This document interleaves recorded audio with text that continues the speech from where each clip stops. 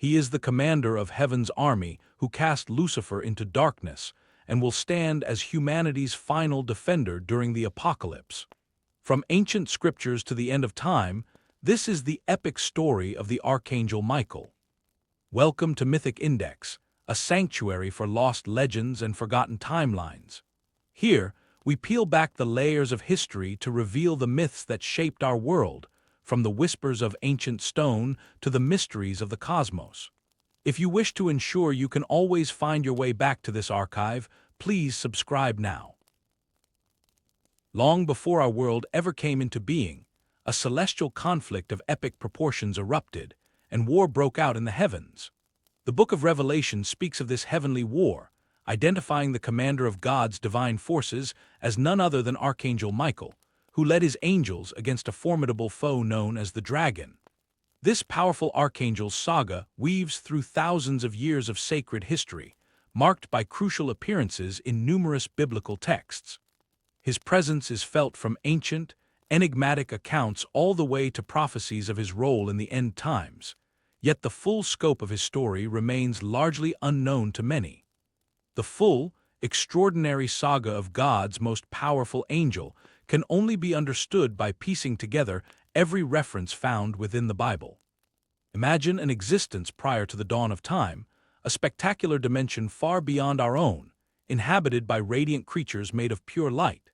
These angels, fashioned by the Creator, navigated the boundless heavens with flawless synchronicity, operating within a well-defined celestial hierarchy.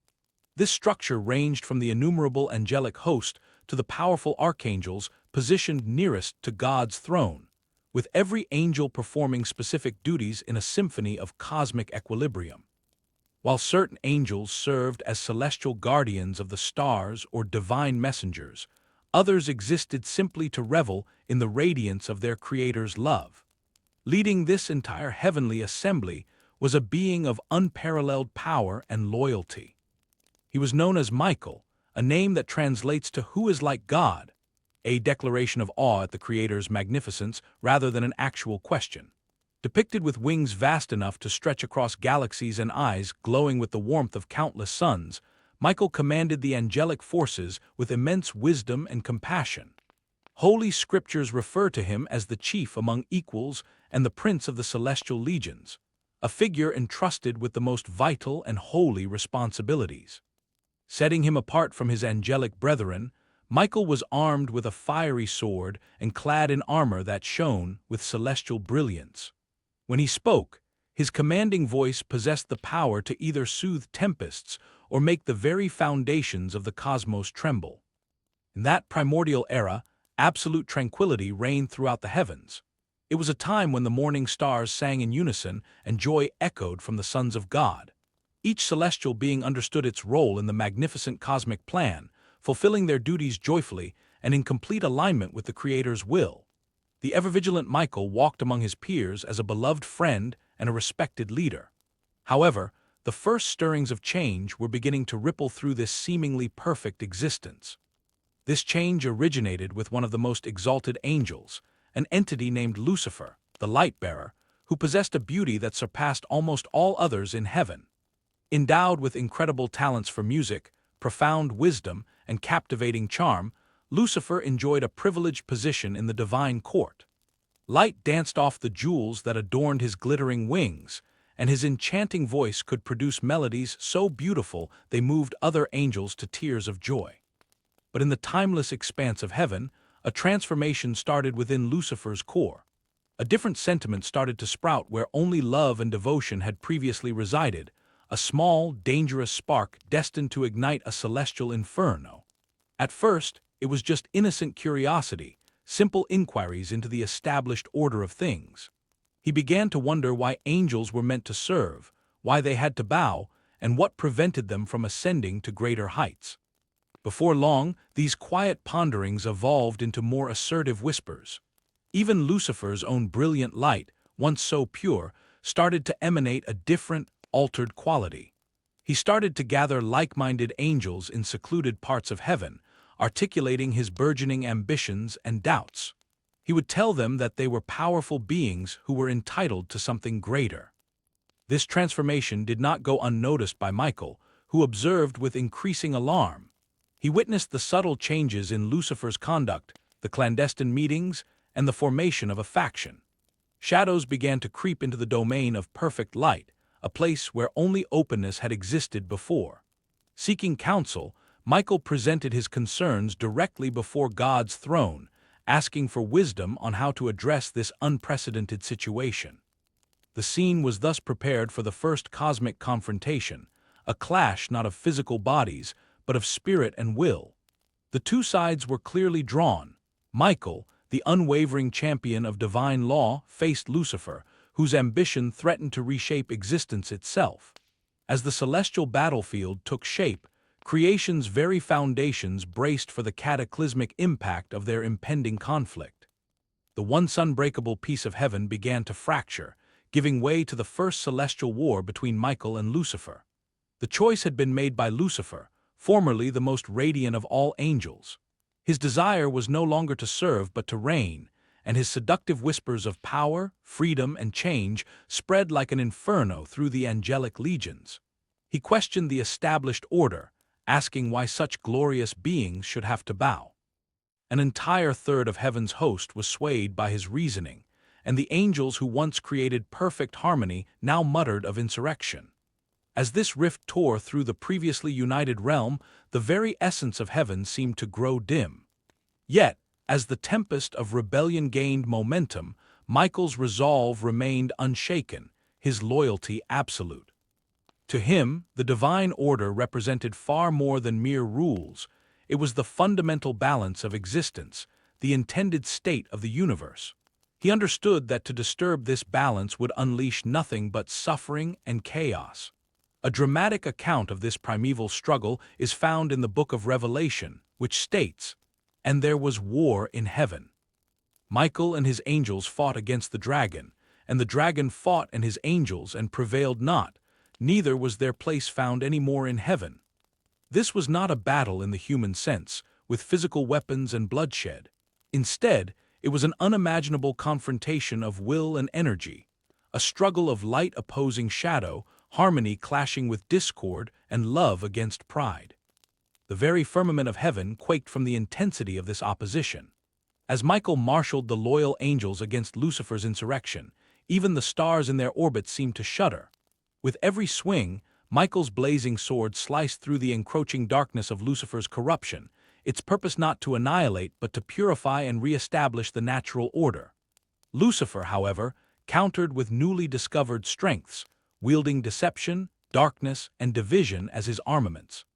The same gifts he once used to create beauty were now warped to sow confusion and lead others astray. This monumental battle swept across the entire expanse of the heavens. Onlooking galaxies bore witness to a tragic conflict where angels, who had long been brothers, were now pitted against one another as foes. Throughout the fight, Michael's army remained steadfast in their resolve, even as they confronted former companions. It was a duty they did not relish, but one they understood was necessary. Before we drift deep into the ancient past, take a second to tap the like button. Think of it as lighting a candle in this digital hall, helping other weary travelers find their way to these stories. This was a duty they did not relish, but one they understood was necessary for the balance of all creation. Finally, the decisive moment was upon them. Before Michael stood Lucifer, now engulfed in a dark flame he himself had ignited. Michael's words were simple. Victory was impossible for Lucifer because he was fighting against the very fabric of reality. In response, Lucifer unleashed a wave of defiant energy. Michael, however, was prepared. He countered with a strength derived not from ego but from devotion, ultimately overpowering the renegade Archangel. The loyal angelic host then surrounded them, and united, they expelled Lucifer and his sympathizers from the celestial realm. These once luminous beings plummeted downwards, their own decisions having reshaped them into something horrifying and unrecognizable. This descent marked an irreversible change for Lucifer and his legions. Their existence as creatures of pure light was over. The act of rebellion had corrupted their very essence, transforming them into the entities that would come to be known as demons. The light-bearer, Lucifer, was now Satan, the adversary, a foe to everything good and truthful. Once the conflict was resolved, Michael and the Loyalists worked to bring order back to heaven. While the scars of this war would gradually fade, its memory endured. A full third of the heavenly host was now absent, not destroyed, since angels are immortal but fundamentally altered and exiled. The celestial kingdom was diminished in size, yet it was more unified than ever in its love and mission. This inaugural war significantly elevated Michael's importance. He was now seen as more than just a peacetime commander. He had demonstrated his prowess as a protector during a crisis. His fiery blade was established as an emblem of heavenly justice and safeguarding. From that point on, Michael became the ultimate bastion against the encroaching darkness, forever vigilant against any trace of Lucifer's schemes. Meanwhile, the exiled rebels refused to concede their loss. Though ejected from heaven, they were not erased from reality, and so they shifted their focus toward the remainder of creation. Their new logic was simple. If heavenly rule was impossible, then they would seek to dominate another realm. This was the genesis of the timeless conflict that would one day spread to all of creation, even to a tiny blue world orbiting a common star. This victory helps us understand the unique nature of beings like Michael. Among all the celestial hosts, archangels are in a class of their own. You can picture them as the universe's foundational pillars, immense powers that maintain the very structure of reality. Regular angels often act as messengers or guides, but archangels are tasked with much weightier duties. They function as high-ranking commanders in the divine army, entrusted with missions that directly influence the course of existence. Derived from ancient Greek, the term archangel itself translates to chief angel or angel of origin. This prestigious title is held by very few. In certain traditions, the total number of archangels is 7: Michael, Gabriel, Raphael, Uriel, Copiel, Jigodil, and Berkiel. Every one of them possesses specific talents and responsibilities integral to the cosmic design. Among these powerful figures, Michael is considered the foremost. His preeminent status is defined by his purpose rather than sheer might. For instance, Gabriel is known for delivering messages and Raphael for providing healing, whereas Michael's domain is protection and justice. He is the ultimate guardian, a warrior whose immense strength is equaled by his profound compassion. An archangel's abilities are far beyond what a human mind can grasp. Michael, for example, can traverse different dimensions with nothing more than a thought. Physical laws don't bind his perception, letting him see across the vastness of time and space and exist in multiple places at once. He has the unique ability to look past any physical facade to perceive a being's true essence. A special authority is woven into Michael's voice. When he speaks, reality itself listens. Mountains can shake and seas can part not as a form of magic, but as creation's natural response to a being who stands so close to the source. The elements themselves simply acknowledge his command. His iconic flaming sword is much more than a weapon. It is a symbol of divine justice. It slices through deception to reveal truth and separates light from darkness. Its fire purifies rather than destroys, meaning he raises it to restore balance and protect the innocent, not primarily to punish. Unlike humanity's brief lifespan, Michael exists in an eternal now where the past, present, and future are all visible to him. This grants him a unique view of history's grand patterns, and a patience beyond our comprehension as he sees how small choices cause enormous effects. While all angels reflect divine light, Michael's is exceptionally bright. Visions of him often describe an overwhelming radiance that isn't just visual.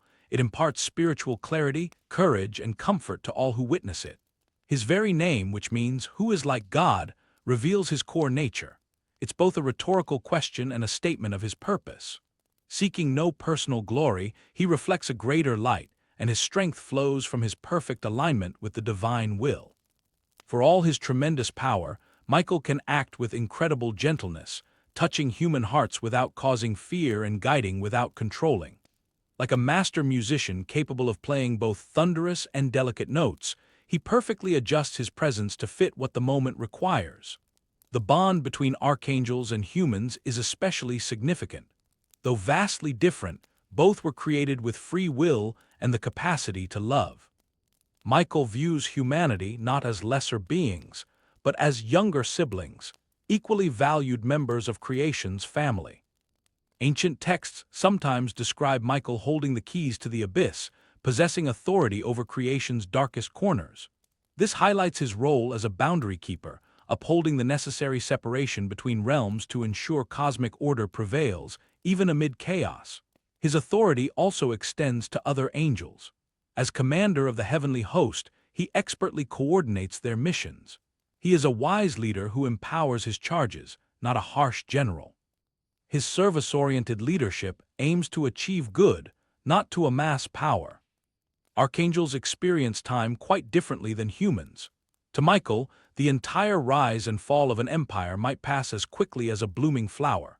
Still, he attends to these fleeting events and to individual human lives, knowing that each one holds a significance that transcends its short duration. This brings us to the Book of Daniel, which reveals Michael as Israel's protector. During the ancient Babylonian exile, a faithful man named Daniel had incredible visions.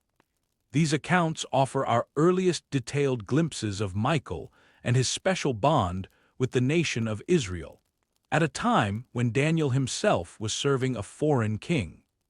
We are told that history is set in stone, yet so much remains buried in the sand. If you believe there are truths about our past that are still waiting to be uncovered, just type the word "hidden" in the comments. It serves as a quiet signal that you are listening. Despite serving in a foreign court surrounded by different customs and deities, Daniel's faith never wavered. His great wisdom and integrity brought him respect and high position, but they also provoked envy from his peers. Still, he stayed true to the God of his fathers, risking his safety to pray every single day. Following a grueling 3-week period of fasting and prayer, Daniel was rewarded with an unbelievable encounter. A celestial messenger materialized before him on the bank of the Tigris River, an entity so luminous and powerful that his companions scattered in fear, even though the being was invisible to them. The heavenly being had an incredible story to tell. His journey to Daniel had been blocked for the full 21 days by a powerful spiritual adversary known as the Prince of Persia. The messenger then delivered a profound statement to Daniel, saying, "No one supports me against these opponents except Michael, your prince." In that single, powerful sentence, we learn so much about Michael's duties. He is revealed to be the specific angelic guardian of Israel, waging wars in the spiritual realm that are invisible to human eyes, but whose consequences ripple into our world. Michael's role is further illuminated in Daniel's later visions. The messenger foretells a future period of immense turmoil in chapter 12, stating that during this crisis, Michael, the great prince who protects your people, will arise. This time of unprecedented distress, the likes of which the world has never seen, will also be a time of salvation. The text promises that during this chaos, Daniel's people, all those whose names are recorded in the book, will be saved. This prophecy solidifies Michael's image as a protector who is constantly active in a persistent spiritual conflict. It's crucial to understand that this Prince of Persia, along with a Prince of Greece mentioned later, are not mortal kings. Instead, they are depicted as powerful spiritual entities tied to these earthly empires, capable of influencing the course of history and the fate of nations. Michael's job is to confront these cosmic powers, guaranteeing that God's plan for Israel unfolds without being thwarted. This framework also shows that Daniel's prayers have tangible power in the unseen world, setting off a chain of actions and reactions. Michael acts as a divine facilitator, making sure those prayers break through the opposition and their answers are delivered. This concept aligns perfectly with the ancient Hebrew perspective on history, which saw more than just a random series of human decisions. For them, the world of visible events was driven by a hidden reality of spiritual beings working for either good or evil. Within this understanding, Michael serves as Israel's designated defender and advocate in the heavenly court. He operates much like a champion appointed by a king to protect the kingdom's interests. and Daniel's visions specifically tie him to the resurrection and the events of the end times. The declaration that Michael will arise during a period of exceptional hardship forges a direct link between his intervention and moments of crisis. This creates a recurring theme that we will encounter again in subsequent sacred writings. Michael has a unique and profound connection to apocalyptic events, those pivotal times when one era ends and another begins. For the Jewish people living in exile, these revelations about Michael were a powerful source of comfort. It meant that even though they were far from their homeland and subject to foreign powers, they hadn't been forsaken by God. A powerful celestial guardian was actively watching over them, guaranteeing their continued existence as a nation and protecting their faith from forces that sought to extinguish it. In the broader history of how angels were perceived, the Book of Daniel represents a significant turning point. While earlier scriptures mention angels, they are often anonymous and their duties are vague. Daniel, however, gives us named angels who possess clear personalities and specific jobs. Michael is presented not as a formless, abstract power, but as a distinct individual with a dedicated mission and responsibilities. This new, more personal depiction of spiritual beings arose from the specific needs of the Jewish people at the time. Surrounded by the imposing temples of foreign deities and the undeniable might of their captors, they required proof that their own invisible God was more powerful than any earthly empire. The tales of Michael's celestial conflicts offered exactly that kind of reassurance. For those struggling to preserve their Jewish identity in a foreign land, Michael became a symbol of divine opposition to cultural assimilation. In the same way he fought the spiritual patrons of other nations, they could find the strength to resist pressures to forsake their own heritage and faith, drawing courage from his example. The stories in Daniel ultimately cast Michael as a beacon of hope in the most desperate of times. He is the one who steps in when the world is at its darkest and all other options are exhausted. This powerful vision of the great archangel rising to protect the faithful would become a lasting legacy, providing solace and strength through centuries of hardship and persecution. But the Book of Daniel isn't the only ancient text to feature Michael in a prominent role. An ancient and mysterious work known as the Book of Enoch, which lies outside the pages of most common Bibles, also gives him a critical part to play. Despite not being included in most modern scriptures, this book was incredibly important to early Jewish and Christian thought, and its tales of the supernatural place Michael right at the heart of one of its most compelling narratives. That compelling narrative centers on a legendary figure named Enoch. The Book of Genesis tells us he was a man who walked so closely with God that he bypassed death entirely, being taken directly into the heavens. The Book of Enoch takes this fascinatingly brief account and explodes it into a detailed saga of cosmic tour and breathtaking visions, where angelic guides reveal the universe's deepest secrets to their mortal companion. Among the most shocking revelations in this text is the story of a group of angels known as the Watchers, whose mission was to simply observe humankind. This ancient story recounts how a faction of these celestial guardians grew enamored with mortal women, leading them to a fateful and forbidden decision. A cohort of 200, under the leadership of an angel named Samjaza, descended upon Mount Hermon. There, they bound themselves by an oath to defy divine law, by taking human wives and sharing celestial secrets that were never meant for mortal minds. From the unions of these fallen angels and mortal women came a terrifying new race, the Nephilim. These offspring were said to be giants, possessing incredible strength and an insatiable hunger. As these hybrids spread, so did violence and corruption.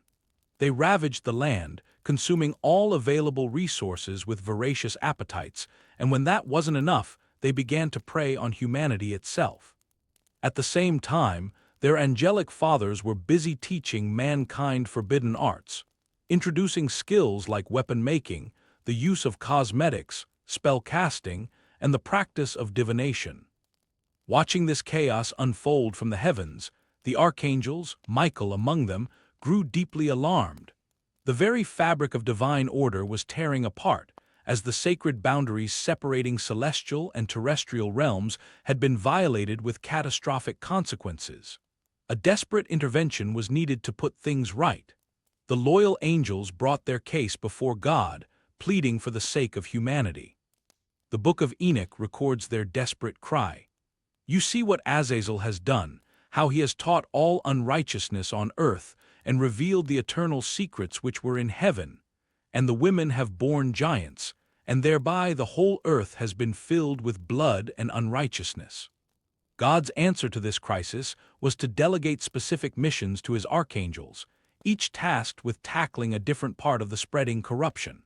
Michael was given what was arguably the most critical job: to confront the ringleader, Samjaza, and his rebellious followers. His orders were precise and severe. He was to bind them in the valleys of the earth for 70 generations, where they would await the final day of judgment.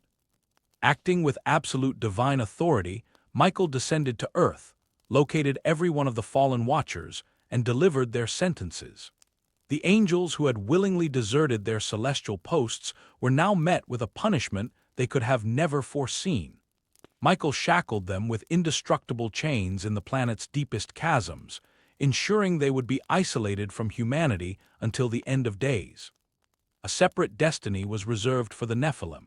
While their giant physical forms were destined to perish in the coming flood, their spirits, being of partial angelic heritage, were fated to linger on earth as restless, disembodied beings.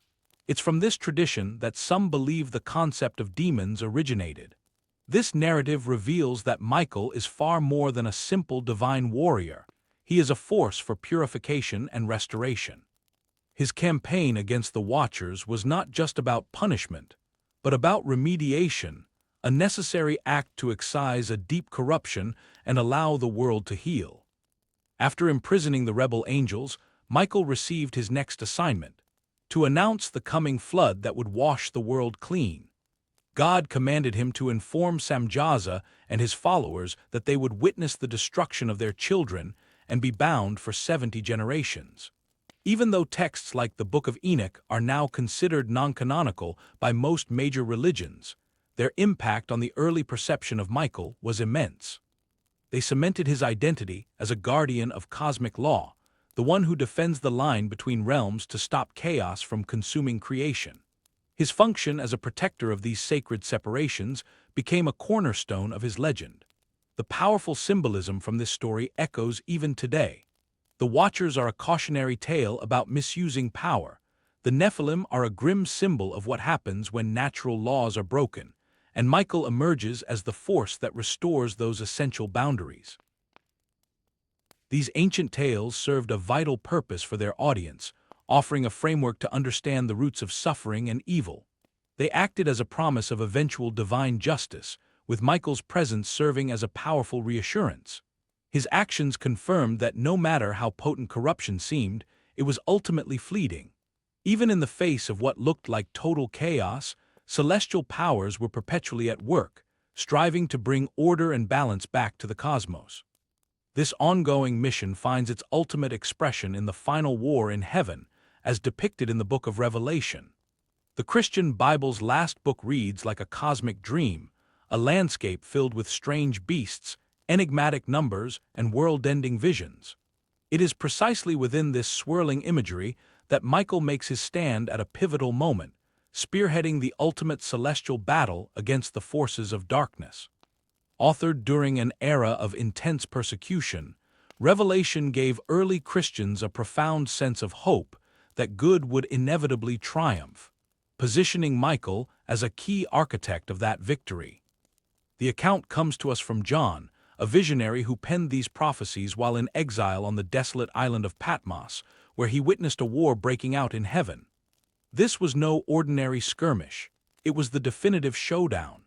On one side stood Michael and his angels, and on the other, the great dragon, who is explicitly identified as that ancient serpent, the devil, and Satan, the very entity that deceives the entire world. The description of this event deliberately echoes the original rebellion, yet it carries the weight of a final confrontation rather than an initial one. Scholars debate its meaning. Some suggest it is simply a retelling of the first fall from grace, viewed from a new perspective. Others propose that this depicts a second, distinct heavenly war, where the forces of darkness make one last, desperate attempt to reclaim their lost celestial standing. John's account leaves no room for ambiguity about the outcome.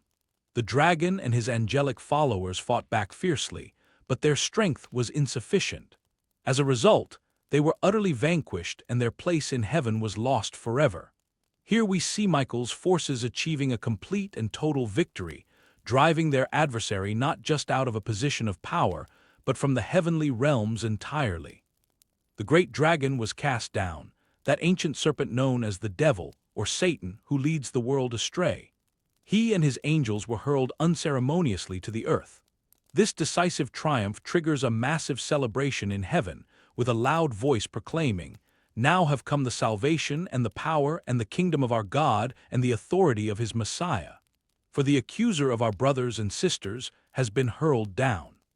The symbolism woven throughout this passage is incredibly deep.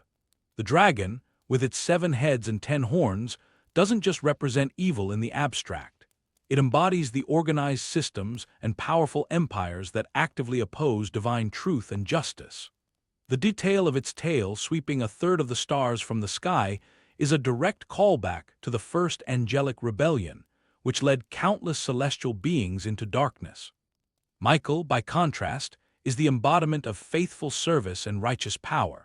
He wages war not for personal glory, but to uphold and maintain divine order. His victory is not won through trickery or manipulation, but through an unwavering dedication to truth. For early Christians suffering under the might of the Roman Empire, this vision of Michael conquering a seemingly invincible foe offered immense encouragement. The battle's conclusion has universe-altering consequences. With the dragon expelled, heaven is finally purified of all dissent and division. However, this celestial victory ushers in a new era of danger for humankind. A voice warns, "Woe to the earth and the sea, because the devil has gone down to you. He is filled with fury, because he knows that his time is short." This line powerfully illustrates how spiritual conflicts directly impact the human experience. As darkness is defeated in one realm, it frequently intensifies its efforts in another. Michael's victory in heaven, therefore, signals greater, though temporary, trials on earth, as the dragon grows more desperate and destructive in its final days. The dragon itself is a symbol worth exploring further. In ancient Near Eastern cultures, primordial chaos and evil were often visualized as monstrous serpentine beings. By labeling Satan as both a serpent and a dragon, Revelation links him directly to this formless chaos, the polar opposite of God's creative order. Michael's victory is thus framed as something even greater. It is the triumph of creation over chaos, of light over darkness. For anyone familiar with older scriptures, like the visions in the Book of Daniel, where monstrous beasts representing oppressive empires rise from the sea, this imagery would have carried even more profound weight. Knowledge grows when it is shared. If you know a fellow seeker, or just someone who needs a peaceful escape into the past, feel free to share this video with them. Revelation's portrayal of Satan as a multi-headed, horned dragon connects the dots, suggesting that all the oppressive systems on Earth are ultimately fueled by a sinister, spiritual source. It's also incredibly significant when this celestial battle takes place. The war doesn't happen at the start or finish of Revelation's story, but right in the center, marking a crucial pivot point in the grand cosmic conflict. Following Michael's triumph in the heavens, the pace of events on Earth quickens, moving rapidly toward a final resolution. Cast out from the celestial realm, the dragon gives chase to the woman adorned with the sun, a figure widely seen as a symbol for God's faithful, yet he is unable to annihilate her. Although Michael is not mentioned by name again in the book, his initial win is what makes the rest of the story possible. The entire process of Earth's redemption would have been stalled without his successful safeguarding of the heavenly kingdom. This role positions Michael at a critical juncture in the story of salvation, not as the hero, but as the indispensable supporting actor whose actions allow the main plot to unfold. For the communities facing harsh persecution, this vision of Michael's victory offered a new perspective. It showed them that their present suffering was not the end of the story, but merely a passing stage in a much larger battle that was already headed for a guaranteed conclusion. The logic was powerful. If the great Archangel could defeat the dragon in heaven, then certainly devoted followers could withstand their own trials on earth, confident that their ultimate victory was already secured. In this way, Revelation presents Michael as a powerful symbol of end-times hope, an agent whose cosmic intervention directly paves the way for the new heaven and new earth promised in the book's closing pages. And even though the path to that renewed world is filled with hardship, Michael's victory serves as a divine promise that the forces of darkness will not win in the end. A truly mystifying reference to a confrontation between Michael and Satan is tucked away inside the very short New Testament book of Jude. This single, puzzling line describes a conflict otherwise unknown in Scripture. In a single sentence, the ancient letter gives us a fascinating peek into a cosmic clash that centers on a very unexpected prize: the physical remains of Moses, the celebrated lawgiver and prophet of Israel. As Jude tells it, even the Archangel Michael, in the middle of this argument with the devil over Moses' body, refused to condemn his opponent for slander.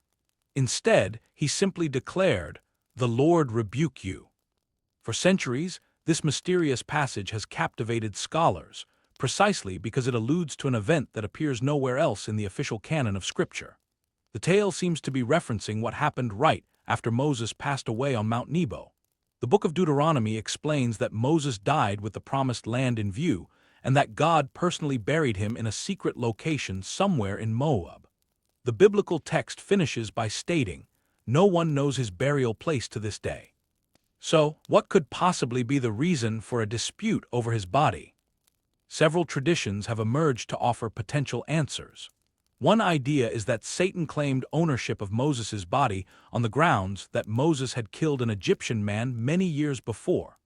Another theory suggests Satan's goal was to turn the grave of Moses into a destination for idol worship, preying on the temptation for the Israelites to revere their great leader. But what truly stands out in this brief story is how Michael responds to Satan. He doesn't assert his own divine authority or flex his power. He just says, "The Lord rebuke you." This is an incredible display of self-control from the being who leads the armies of heaven.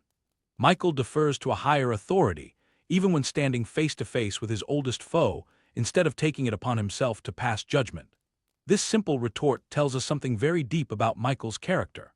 He remains completely humble in his service, despite having immense power and a high-ranking position. He never crosses a line or assumes any authority that hasn't been specifically granted to him. He confronts evil directly, but always as a faithful servant fulfilling his duties, never as an autonomous force. Jude then cleverly uses this entire incident to teach a lesson about human conduct. He draws a sharp contrast between Michael's incredible restraint and the sheer arrogance of false teachers who would insult celestial beings without a second thought. His argument is simple. If an archangel as powerful as Michael demonstrates such careful deference to the proper chain of command, then humans ought to be infinitely more cautious when dealing with spiritual affairs. Beyond the surface-level story, the conflict over Moses' body is loaded with symbolic meaning. Moses himself was the embodiment of the law and the old covenant God had with Israel. His death signaled a major transition between two different eras: the end of the long journey in the wilderness and the start of a new life in the promised land. It's possible, then, that this fight for his remains represents a much deeper struggle over questions of legacy and who would carry the torch forward. Many scholars have also theorized that Jude was actually sourcing this story from a text that has since been lost to time, a work known as the Assumption of Moses. The Middle Ages saw Christian reverence for Michael flourish completely. He was viewed as a merciful angel of death, one who carefully guided virtuous souls to the afterlife. An abundance of visions and appearances were credited to Michael, typically on mountaintops, which led to key pilgrimage centers like Mont Saint-Michel in France and Italy's Monte Gargano, established after he reportedly appeared there.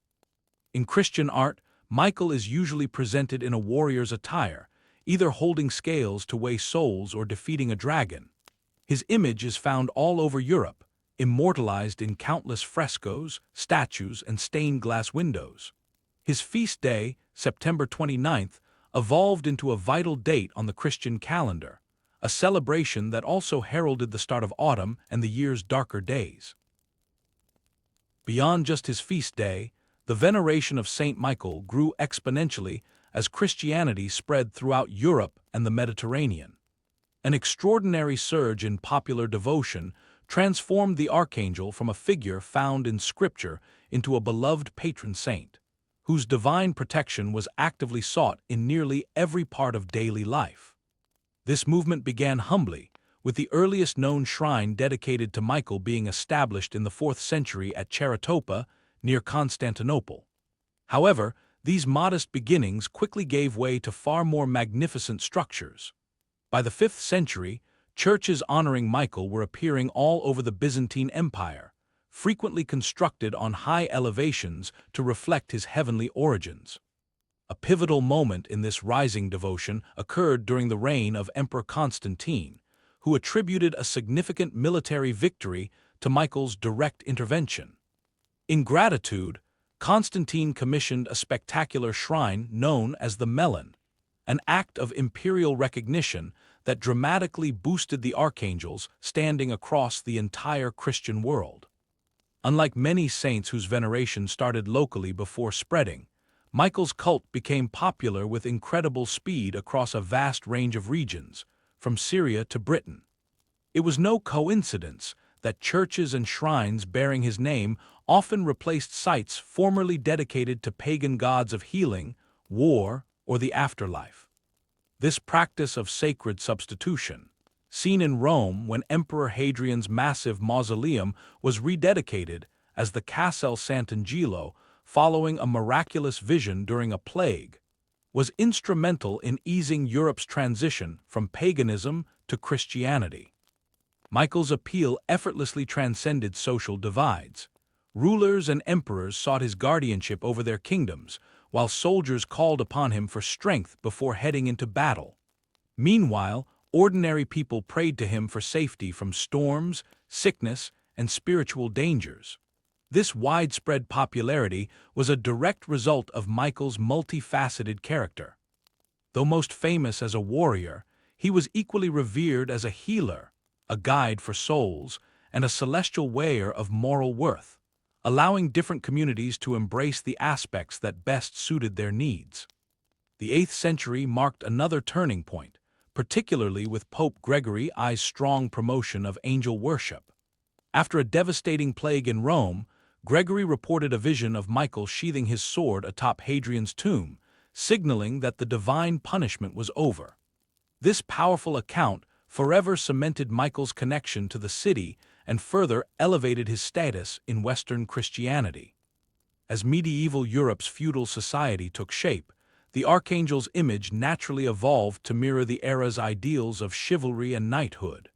He became the ultimate celestial knight, unbeatable in combat yet merciful and humble. Consequently, his artistic depictions began to shift from the style of a Byzantine court official to that of a divinely armored warrior. His feast day on September 29th, known as Michaelmas, grew into a major event on the agricultural calendar, marking both the end of the harvest and the beginning of winter. Communities celebrated this turning point with great feasts and traditions that beautifully wove together religious devotion and seasonal customs. This profound devotion fueled the creation of pilgrimage routes that formed a vast spiritual network across the continent. Of all his shrines, the most famous was Mont Saint-Michel in France, which became one of medieval Europe's premier pilgrimage destinations. Built on a tidal island, its appearance of floating between sea and sky was a perfect symbol for Michael's role connecting the heavenly and earthly realms. A lesser-known but equally impressive sanctuary was located at Mont Saint-Michel in southern Italy. This site claimed special status from the belief that Michael himself had consecrated it. As a cave church instead of a soaring cathedral, it represented a different facet of the archangel, not the celestial warrior, but a mysterious presence in the sacred darkness. Michael's patronage was sought by all levels of society, from military orders to local guilds. In 13th century Spain, the Knights of the Wing based their name on Michael's wings and dedicated themselves to chivalric virtues under his watch. In England, everyone from boatmen and bakers to grocers and dozens of other professions placed their work under his protective care. As the patron of high places, his shrines often crowned mountains and hilltops. Germany alone had hundreds of Michaelsburgs, or Michael's Mountains, each marked by a chapel dedicated to him. These elevated sanctuaries acted as both visible landmarks for travelers and spiritual reminders of the bond between heaven and earth. This widespread veneration for Michael created a shared cultural language throughout medieval Europe. A traveler from Ireland could visit one of his shrines in Italy and immediately recognize familiar stories and imagery despite differences in language. This common devotion helped knit the diverse regions of Christendom together. Fueling this unity were countless tales of his miraculous interventions, passed down through generations. These stories, ranging from dramatic battlefield appearances to quiet personal healings, all shared a common theme: divine help arriving in the moments of greatest need. These accounts often detail interventions that inspire wonder and devotion. Among the most celebrated miracles is the one from Monte Gargano in Italy, which took place around the year 490. It began when a wealthy landowner named Gargano found his prized bull, which had gone missing, kneeling at the mouth of a cave. In his frustration, Gargano fired an arrow at the bull, but witnessed it impossibly reverse direction in the air and strike him instead. Deeply unsettled, Gargano sought the advice of the local bishop, who prescribed 3 days of fasting and prayer. During this period, the bishop had a dream in which Michael revealed that the cave was sacred and under his personal protection. The archangel announced, "I am the Archangel Michael, and I stand always in the presence of God. The cave is sacred to me. I have chosen to protect this place and its people." An exploration of the cave subsequently found it to have a natural, church-like layout, complete with a spring of healing water. Pilgrims soon began reporting miraculous cures from drinking its water, transforming the sanctuary into a major destination for the faithful.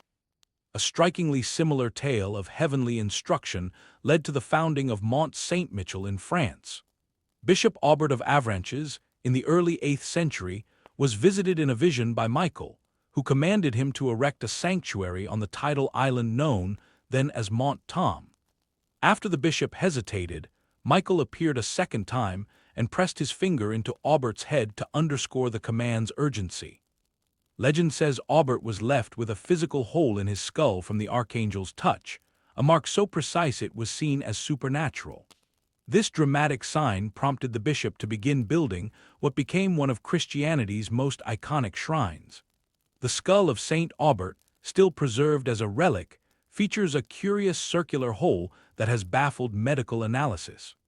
During the 100 Years' War, it said an apparition of Michael gave Joan of Arc the courage to lead the French army. The young peasant girl asserted that Michael, alongside Saints Catherine and Margaret, charged her with expelling the English from France and seeing the true king crowned. Her astonishing military triumphs, widely credited to Michael's divine assistance, decisively altered the war's outcome and the course of French history. Michael's presence on the battlefield wasn't limited to Joan's experience. Amidst Rome's devastating plague of 590, Pope Gregory the Great had a vision of Michael atop Hadrian's mausoleum, placing his sword back in its sheath to signal the end of the epidemic. The plague did indeed subside, and the grateful Pope renamed the structure Castel Sant'Angelo, the Castle of the Holy Angel, a name it retains today. Not all of Michael's reported miracles unfolded on such a grand scale. Innumerable personal accounts tell of his protection from storms, guidance through bewildering wilderness, and recovery from illness. These quieter interventions were often felt as a peaceful presence, a sudden certainty about which direction to take, an inexplicable calm in the face of danger, or a surge of otherworldly strength. One common type of miracle involves Michael physically marking locations he has chosen for worship. From Spain to Greece to Ethiopia, Parallel legends speak of mysterious footprints appearing in stone, sanctifying the ground for his followers. These imprints in stone, believed to have been left by the Archangel to designate sacred ground, quickly became centers for local pilgrimage. Miraculous healing properties were attributed to the water that would pool inside these very depressions. This link between Michael and curative waters is a consistent theme across Europe and the Near East, where springs near his shrines were thought to remedy everything from blindness to infertility. Unlike saints tied to specific illnesses, Michael was revered as a universal healer, capable of mending any physical or spiritual malady through his profound connection to divine power.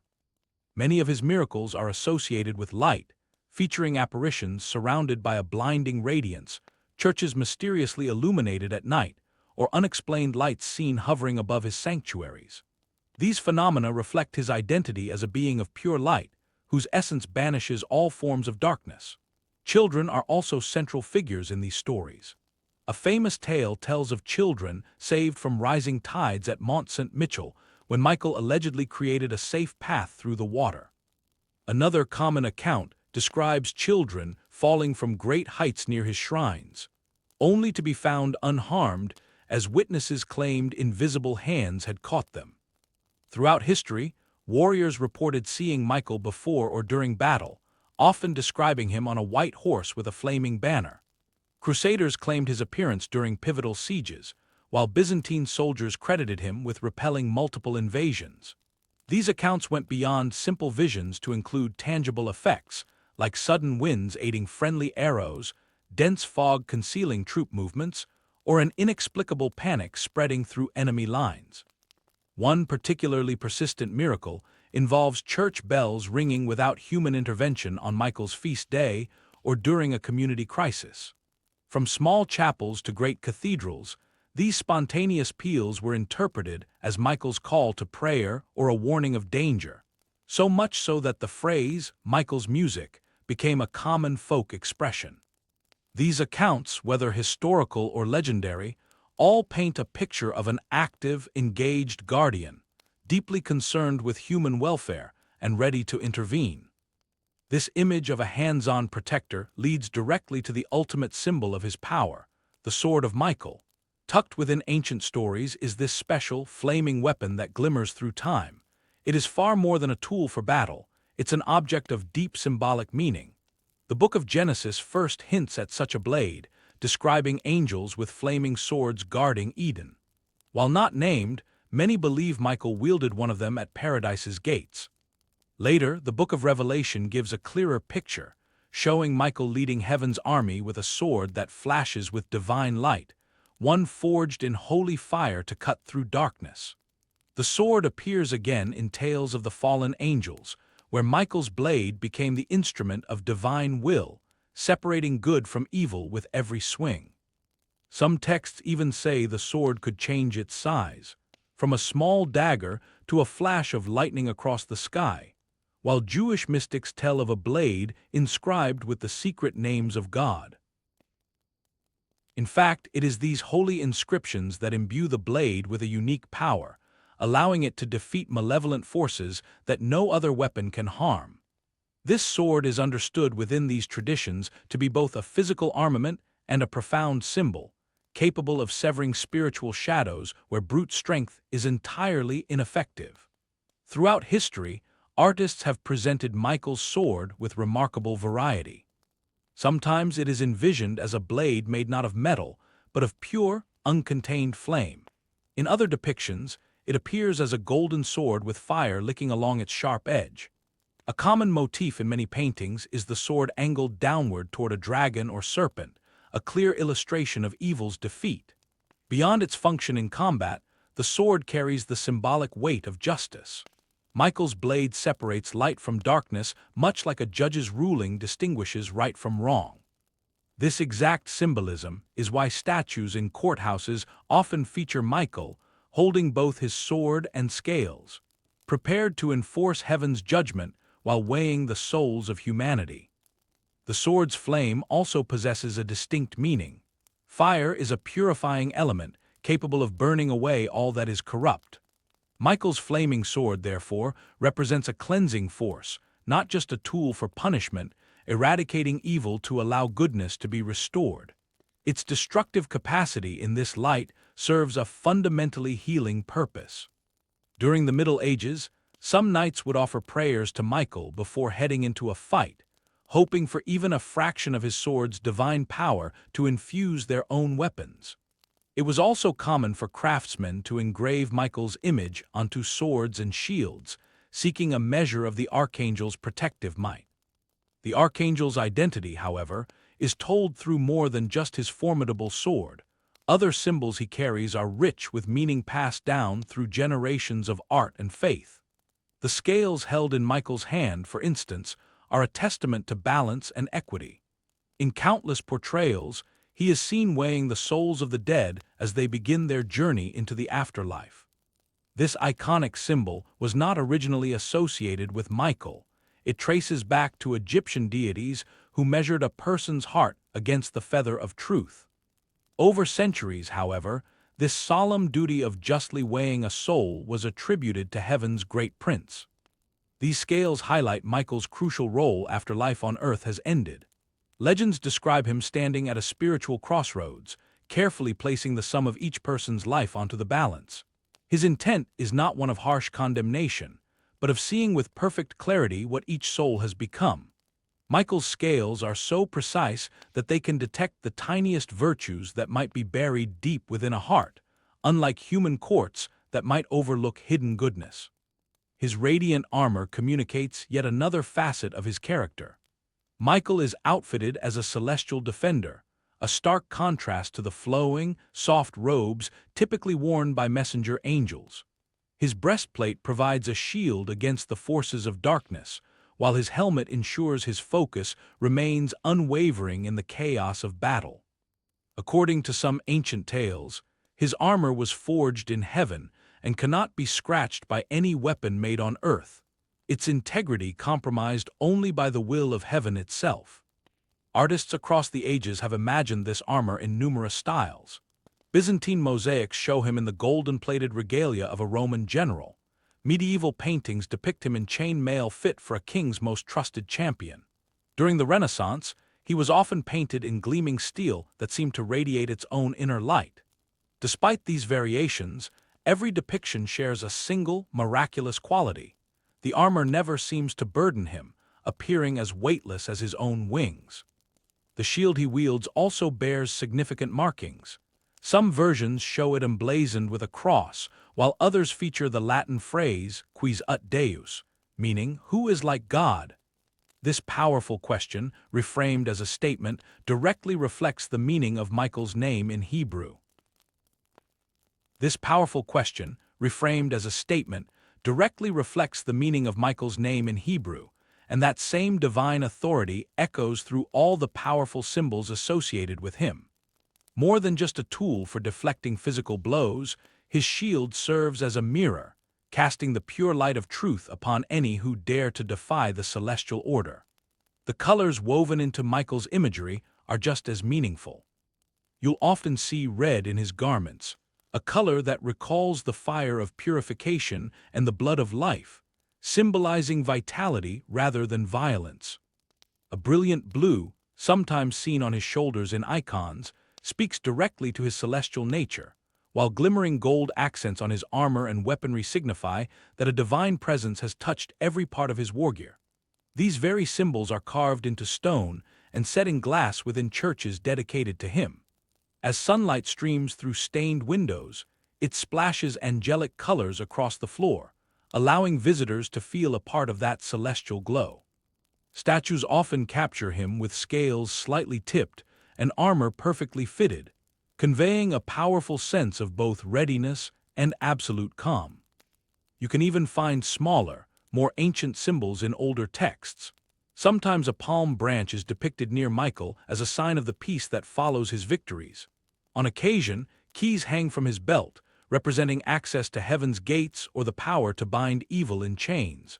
A trumpet might also be shown nearby, poised to sound the final call that marks the end of earthly time.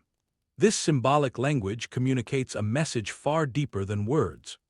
It reveals a champion who fights not from a place of hatred, but out of a profound love for order and goodness. His purpose is to defend, not to destroy. His armor is for protection, not intimidation. The scales in his hand weigh with mercy, not with cold judgment.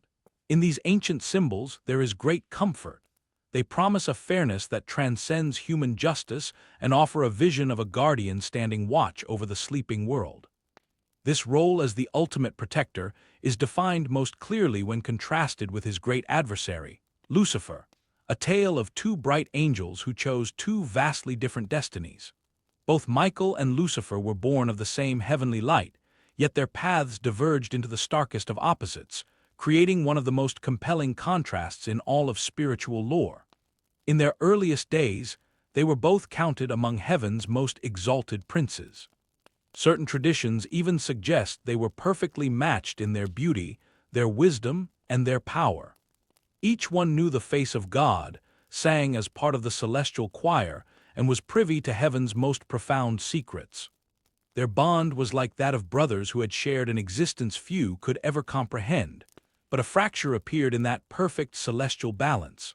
Michael discovered his purpose in joyful service, while Lucifer began to harbor doubt and questions. While Michael would bow in humility, Lucifer would stand defiant and tall. While Michael accepted the divine mystery, Lucifer demanded to have it all explained. Two distinct paths materialized before them, one of humble devotion, the other of prideful rebellion. The moment of decision finally arrived, though the exact catalyst is described differently across various traditions. One story claims that God commanded the angels to bow before his new creation, humanity, beings of dust imbued with the divine spirit. Without hesitation, Michael knelt. Lucifer, however, refused, finding it unthinkable to serve a being he considered inferior. Another account suggests that Lucifer, the brilliant morning star, could not endure the idea of another being, God's son, being elevated above him. Regardless of the specific trigger, the choice ripped heaven in two. The angelic host was forced to choose sides, and battle lines were drawn across the once perfect realm.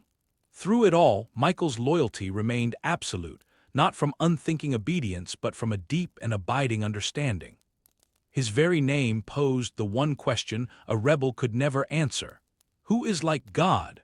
Within that single question lies the very core of their profound difference. This very difference is rooted in their perspective on heavenly authority. Michael wholeheartedly accepted the unmatched nature of divine wisdom, while Lucifer's rebellion stemmed from a belief that his own reasoning could rival the celestial plan. The cataclysmic war that erupted from this disagreement went on to shape the very fabric of creation. The once quiet servant Michael only took up his sword when all peaceful options were exhausted. In contrast, Lucifer, driven by a thirst for glory, achieved nothing but lasting infamy. Where Michael fought to bring back divine harmony, Lucifer sought to establish a new order with himself as the ultimate authority. One's purpose was to protect, the other's was to destroy. Following the conflict, their destinies diverged into absolute opposition. Michael retained his status as heaven's prince, leading the angelic host with a calm and steady strength. Lucifer, now known as Satan, the adversary, was cast down into darker domains. Michael's service continued as Satan's plotting began. While heaven's wounds were mended by Michael, Satan's grudges were allowed to fester endlessly. Their starkly different natures are clearly reflected in their interactions with humanity. Michael offers gentle guidance, stands as a defender for the innocent, and honors the choices of mortals. Satan, however, prefers to tempt, to accuse, and to lay claim to souls. Humanity is encouraged to ascend by Michael, while Satan desires nothing more than to see it fall. Michael sees the potential in what humans can become. Satan fixates on their every weakness. This contrast is captured brilliantly in art. Michael is almost always depicted standing in brilliant light, his expression resolute and calm. Lucifer, meanwhile, lurks in shadow, his face contorted by pure hatred. Michael's wings are vast and white, whereas Satan's are often shown as damaged or warped into leathery bat-like appendages. Even in the heat of battle, Michael's eyes radiate compassion, while Satan's burn with an insatiable envy. Their eternal conflict is not confined to cosmic battlegrounds, but is also waged within every human heart. Every choice made between humility and pride, or between serving the greater good and serving oneself, is an echo of their primordial split. This fundamental opposition explains why, in moments of spiritual peril, humanity has consistently called upon Michael for aid. His role as a warrior against darkness offers profound comfort to those who feel besieged by invisible forces. From the earliest prayers to contemporary spiritual practices, his assistance has been invoked to combat life's unseen adversaries. The most renowned prayer to Michael originated with Pope Leo XIII in 1886. According to the account, the Pope experienced a deeply unsettling vision during Mass, seeing dark powers mobilizing against the Church. Profoundly shaken, he composed the words that millions have since uttered. "Saint Michael the Archangel, defend us in battle. Be our protection against the wickedness and snares of the devil." This powerful prayer rapidly permeated churches and households. Parents instructed their children to recite it before falling asleep, and priests would say it after services. To this day, many people speak these words when they feel spiritually vulnerable, finding solace by calling upon heaven's champion. Michael's link to exorcism is also a deeply embedded part of many traditions. When confronting malevolent forces that seem to surpass human capability, his name is often at the forefront of prayers for the afflicted. He is called upon not merely to provide comfort, but to actively wage war against the source of harm. Jewish customs also acknowledge Michael's protective might. The mezuzah scroll, affixed to doorposts, frequently includes his name alongside other angelic guardians to watch over the threshold of a home. Ancient amulets were sometimes inscribed with his image, intended to act as a shield against malevolent spirits. During eras of persecution, early Christians placed immense trust in Michael, praying for his strength and courage when they faced physical danger for their beliefs. They often carried small icons of the Archangel as a reminder of the heavenly power that stood by them. This tradition of patronage was later adopted by medieval knights and warriors, who would invoke his name before marching into battle. These soldiers sought the power of Michael's sword arm, convinced that the Archangel uniquely understood the perilous nature of their duty. It was common for churches dedicated in his honor to be constructed near former battlefields, transforming sites of immense violence into places of sacred remembrance. Within Orthodox Christian practices, Michael is invoked in prayers for those who are dying. Because he is considered an escort for souls, he is viewed as the ideal guide for the last great journey of life. Grieving families will come together, asking that he gently lead their relatives across the threshold of death, placing their trust in his compassionate power at their most vulnerable time. A unique bond also existed between Michael and agricultural communities, which regarded him as a protector of the harvest.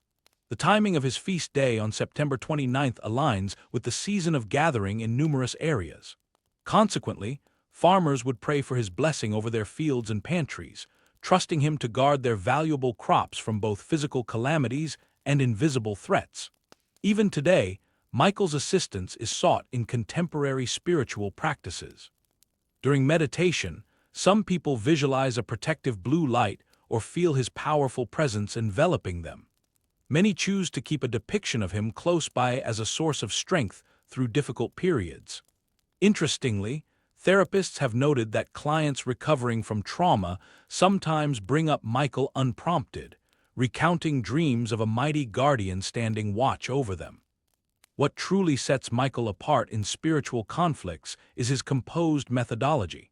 He confronts darkness without succumbing to it, refusing to combat hatred with more of the same.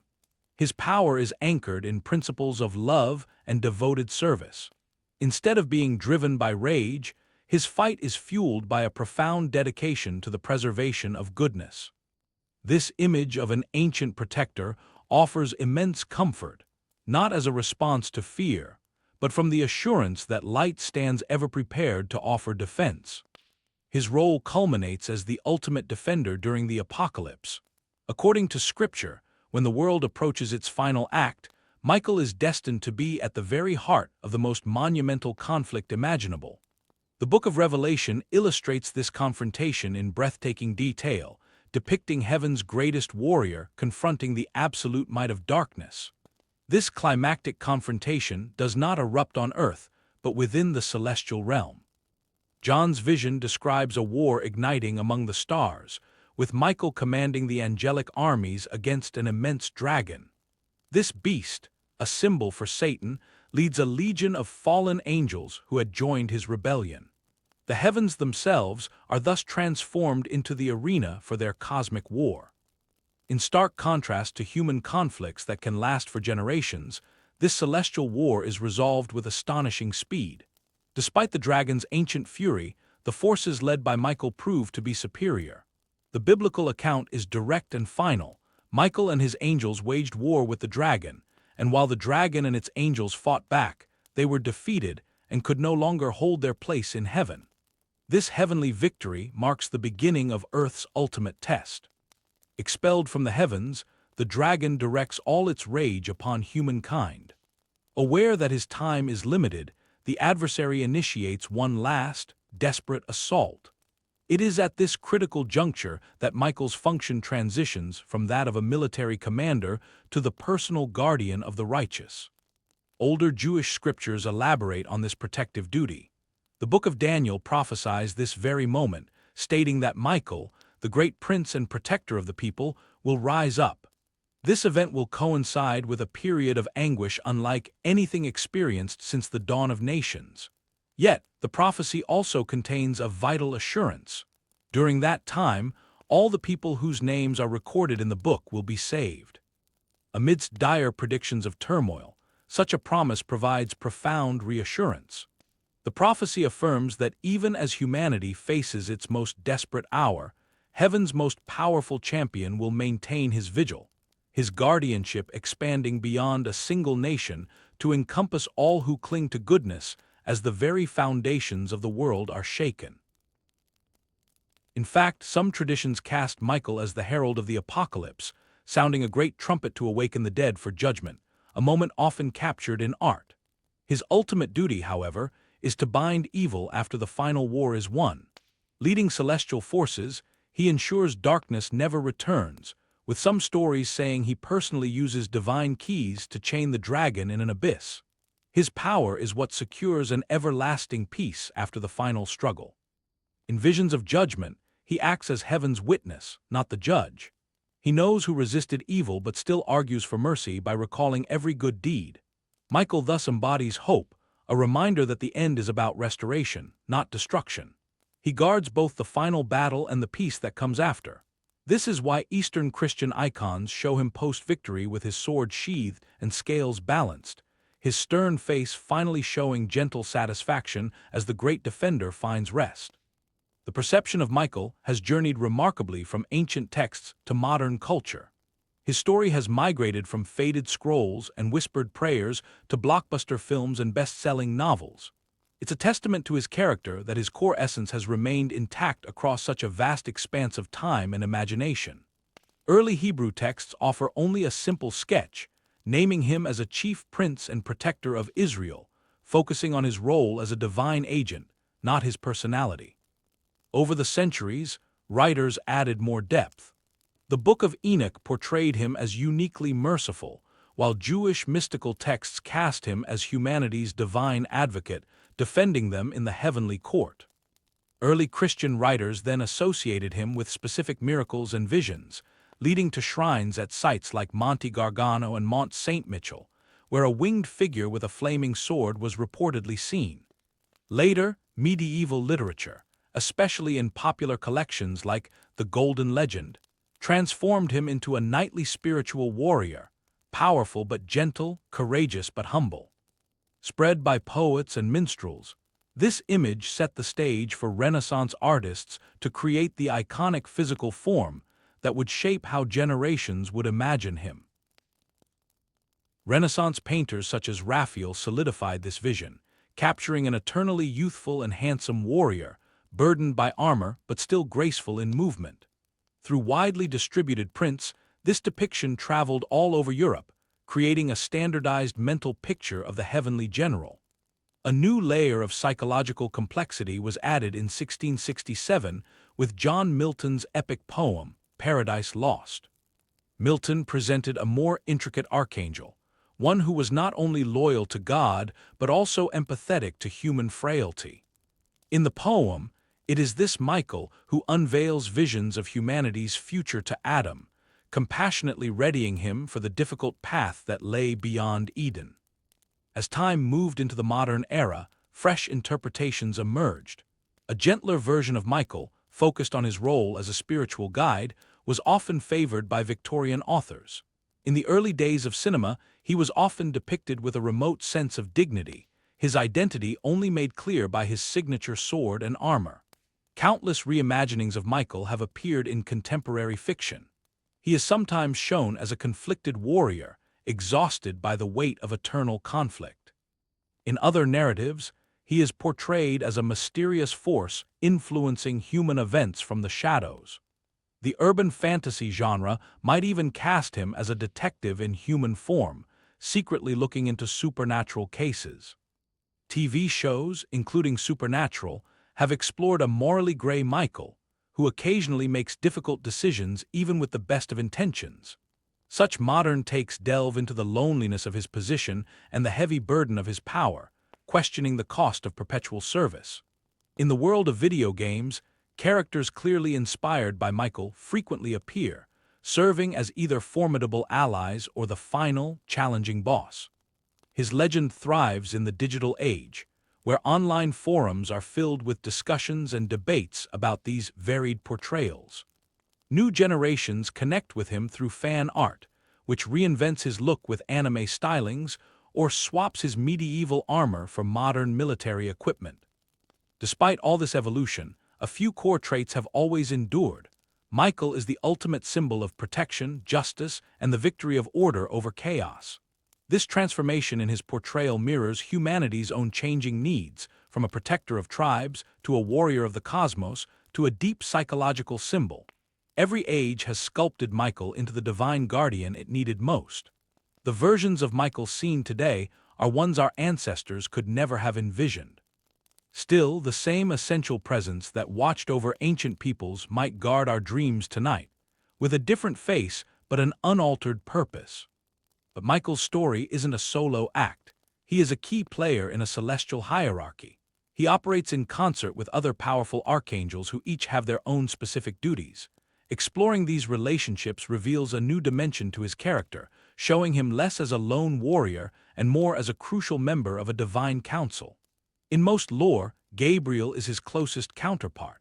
Michael commands the heavenly host, while Gabriel functions as heaven's messenger. One provides the strength while the other delivers the word, creating a formidable team of action and communication, the sword and the trumpet. This partnership is often visualized in art, with the two shown together upholding divine order with their complementary skills.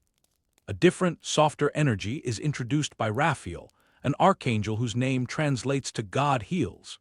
Legends recount how Raphael safely guided the young man Tobias through a perilous quest and cured his father's blindness with a unique remedy. If Michael is the one who defends against evil, then Raphael is the one who repairs the damage it causes. They both express divine love, just through very different methods. Then there is Uriel, known as the Fire of God, who is associated with wisdom and profound insight. Certain ancient texts even credit Uriel with providing the warning to Noah about the coming flood, or in other accounts, guiding the prophet Ezra through profound visions of the future. In fact, Michael and Uriel are often depicted together in scenes of divine judgment. One can be seen holding his scales of justice, while the other brandishes a flame that illuminates the pure truth in everything it touches. Beyond these two, various texts mention other archangels with highly specialized duties. You have Raguel, who acts as heaven's enforcer of justice, making sure other angels perform their roles with integrity. Then there's Sariel, who is tasked with watching over spirits as they prepare for their journey into human existence, and Ramiel, who is in charge of delivering divine visions. Each one is a specialist in maintaining some facet of creation, with Michael orchestrating all their collective efforts. The concept of divine collaboration is vividly illustrated in the Book of Enoch, which recounts joint missions undertaken by multiple archangels. For instance, when humanity had to be warned about the Great Flood, several archangels shared the responsibility. Similarly, when the fallen angels required containment, each of the chief angels assumed control over a different aspect of their punishment. These cooperative operations are a testament to heaven's flawless teamwork. However, not every interaction described between archangels is perfectly seamless. Some traditions allude to friendly rivalries, born not from malice, but from differing philosophies on how best to serve the divine will. Gabriel, for example, is sometimes shown questioning Michael's immediate call to arms, favoring diplomacy and messages over swords. Uriel, on the other hand, occasionally challenges Michael's capacity for mercy, holding the conviction that justice must always precede compassion. One captivating tale describes a principled disagreement between Michael and Gabriel over the fate of Israel. As enemies gathered to threaten Jerusalem, Gabriel advocated for raining down fire from heaven immediately. Michael argued for patience, believing the people should be given a chance to repent. Their debate, which was never rooted in anger, reveals how even celestial beings can envision different routes to the same virtuous conclusion. In Eastern Orthodox traditions, this division of labor extends to geography, with each archangel assigned to watch over particular nations. Michael is the guardian of specific lands, requiring him to coordinate with other archangels who are responsible for neighboring territories. This form of cosmic governance necessitates constant dialogue, and at times, compromise whenever human activities create overlap between angelic jurisdictions. Jewish mystical teachings even speak of celestial councils where the archangels gather to deliberate. While Michael presides over these meetings, he guides them toward a consensus rather than simply issuing commands. Their agenda might include cosmic imbalances, specific human prayers that need special intervention, or any unusual event that impacts multiple angelic domains. In these councils, the archangels speak with voices said to resemble the sound of rushing waters or distant thunder, sharing a wisdom that transcends human comprehension. Ultimately, despite any differences in their methods or areas of responsibility, the archangels are united by a perfect harmony of purpose. They are each an embodiment of a different aspect of the divine will, from mercy and justice to strength and healing. Together, they represent a complete and multifaceted expression of heaven's work in the world. This leadership circle, however, is only the high command of a much larger entity, the vast angelic host. At the head of this immense army of light stands Michael, commanding legions of angels organized with divine precision. This celestial force, though almost never seen by mortals, is tasked with upholding order across all of creation. The structure of heaven's army isn't a direct parallel to earthly military formations. Instead of regiments and divisions, angels are grouped into choirs and hosts. But within this unique organizational system exists an absolute and perfect discipline. Every single angel understands its position, its purpose, and the chain of command, with Michael serving as the supreme field commander of heaven. Ancient writings attempt to convey the sheer magnitude of these angelic forces with staggering figures. The prophet Daniel mentions thousands upon thousands serving the divine throne, with 10,000 times 10,000 standing in attendance. The Book of Revelation mirrors this sense of immensity, showing Michael leading a force of angels so vast they cannot be counted. These descriptions aren't merely poetic flourishes. They are sincere attempts to articulate the scale of a power. That operates on a level simply beyond human calculation. This power is most evident when you consider the motivation driving Michael's legions. While earthly armies are often propelled by fear, ambition, or national loyalty, the angelic host serves from a place of perfect understanding. Every single angel comprehends the immense stakes of the cosmic struggle between darkness and light. Their allegiance to Michael isn't born from blind obedience. It's a commitment based on a shared mission to preserve the very order that allows life and love to flourish.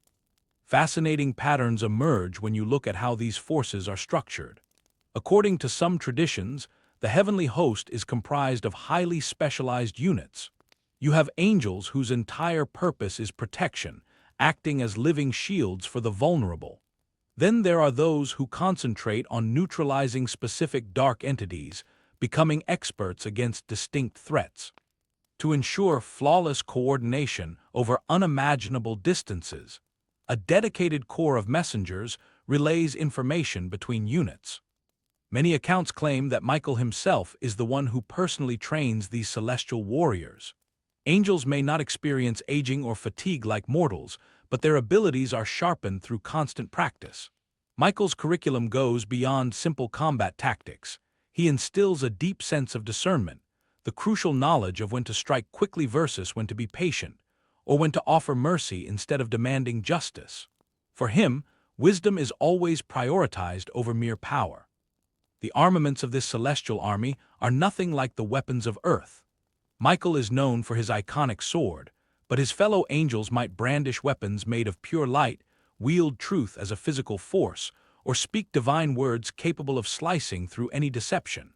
Their defenses are just as otherworldly. Certain traditions mention a unique kind of armor that glows with its own inner brilliance instead of just reflecting external light. This protection, unlike heavy metal plate or chainmail, is completely weightless yet can repel the most sinister assaults. Descriptions of Michael leading this army into battle paint a picture of breathtaking coordination. There is no chaos like that found in human warfare. Instead, their movements possess the fluid precision of a dance. Even amidst the most intense fighting, the forces of heaven remain utterly composed, never succumbing to rage. Every action is executed with a calm certainty and a perfectly measured response. But their role extends far beyond combat. They are essentially cosmic peacekeepers. A majority of their duties are preventative, focused on stopping conflicts before they can even begin. This involves maintaining the borders between different dimensions, ensuring the smooth operation of natural laws, and spotting the earliest signs of any disruption that could escalate into a major issue. Michael assigns these tasks based on each angel's unique strengths, and though they operate unseen, stories abound of humans catching a fleeting glimpse of this powerful host during times of immense crisis. For instance, armies laying siege to ancient Jerusalem were said to have seen blazing figures standing atop the city's walls.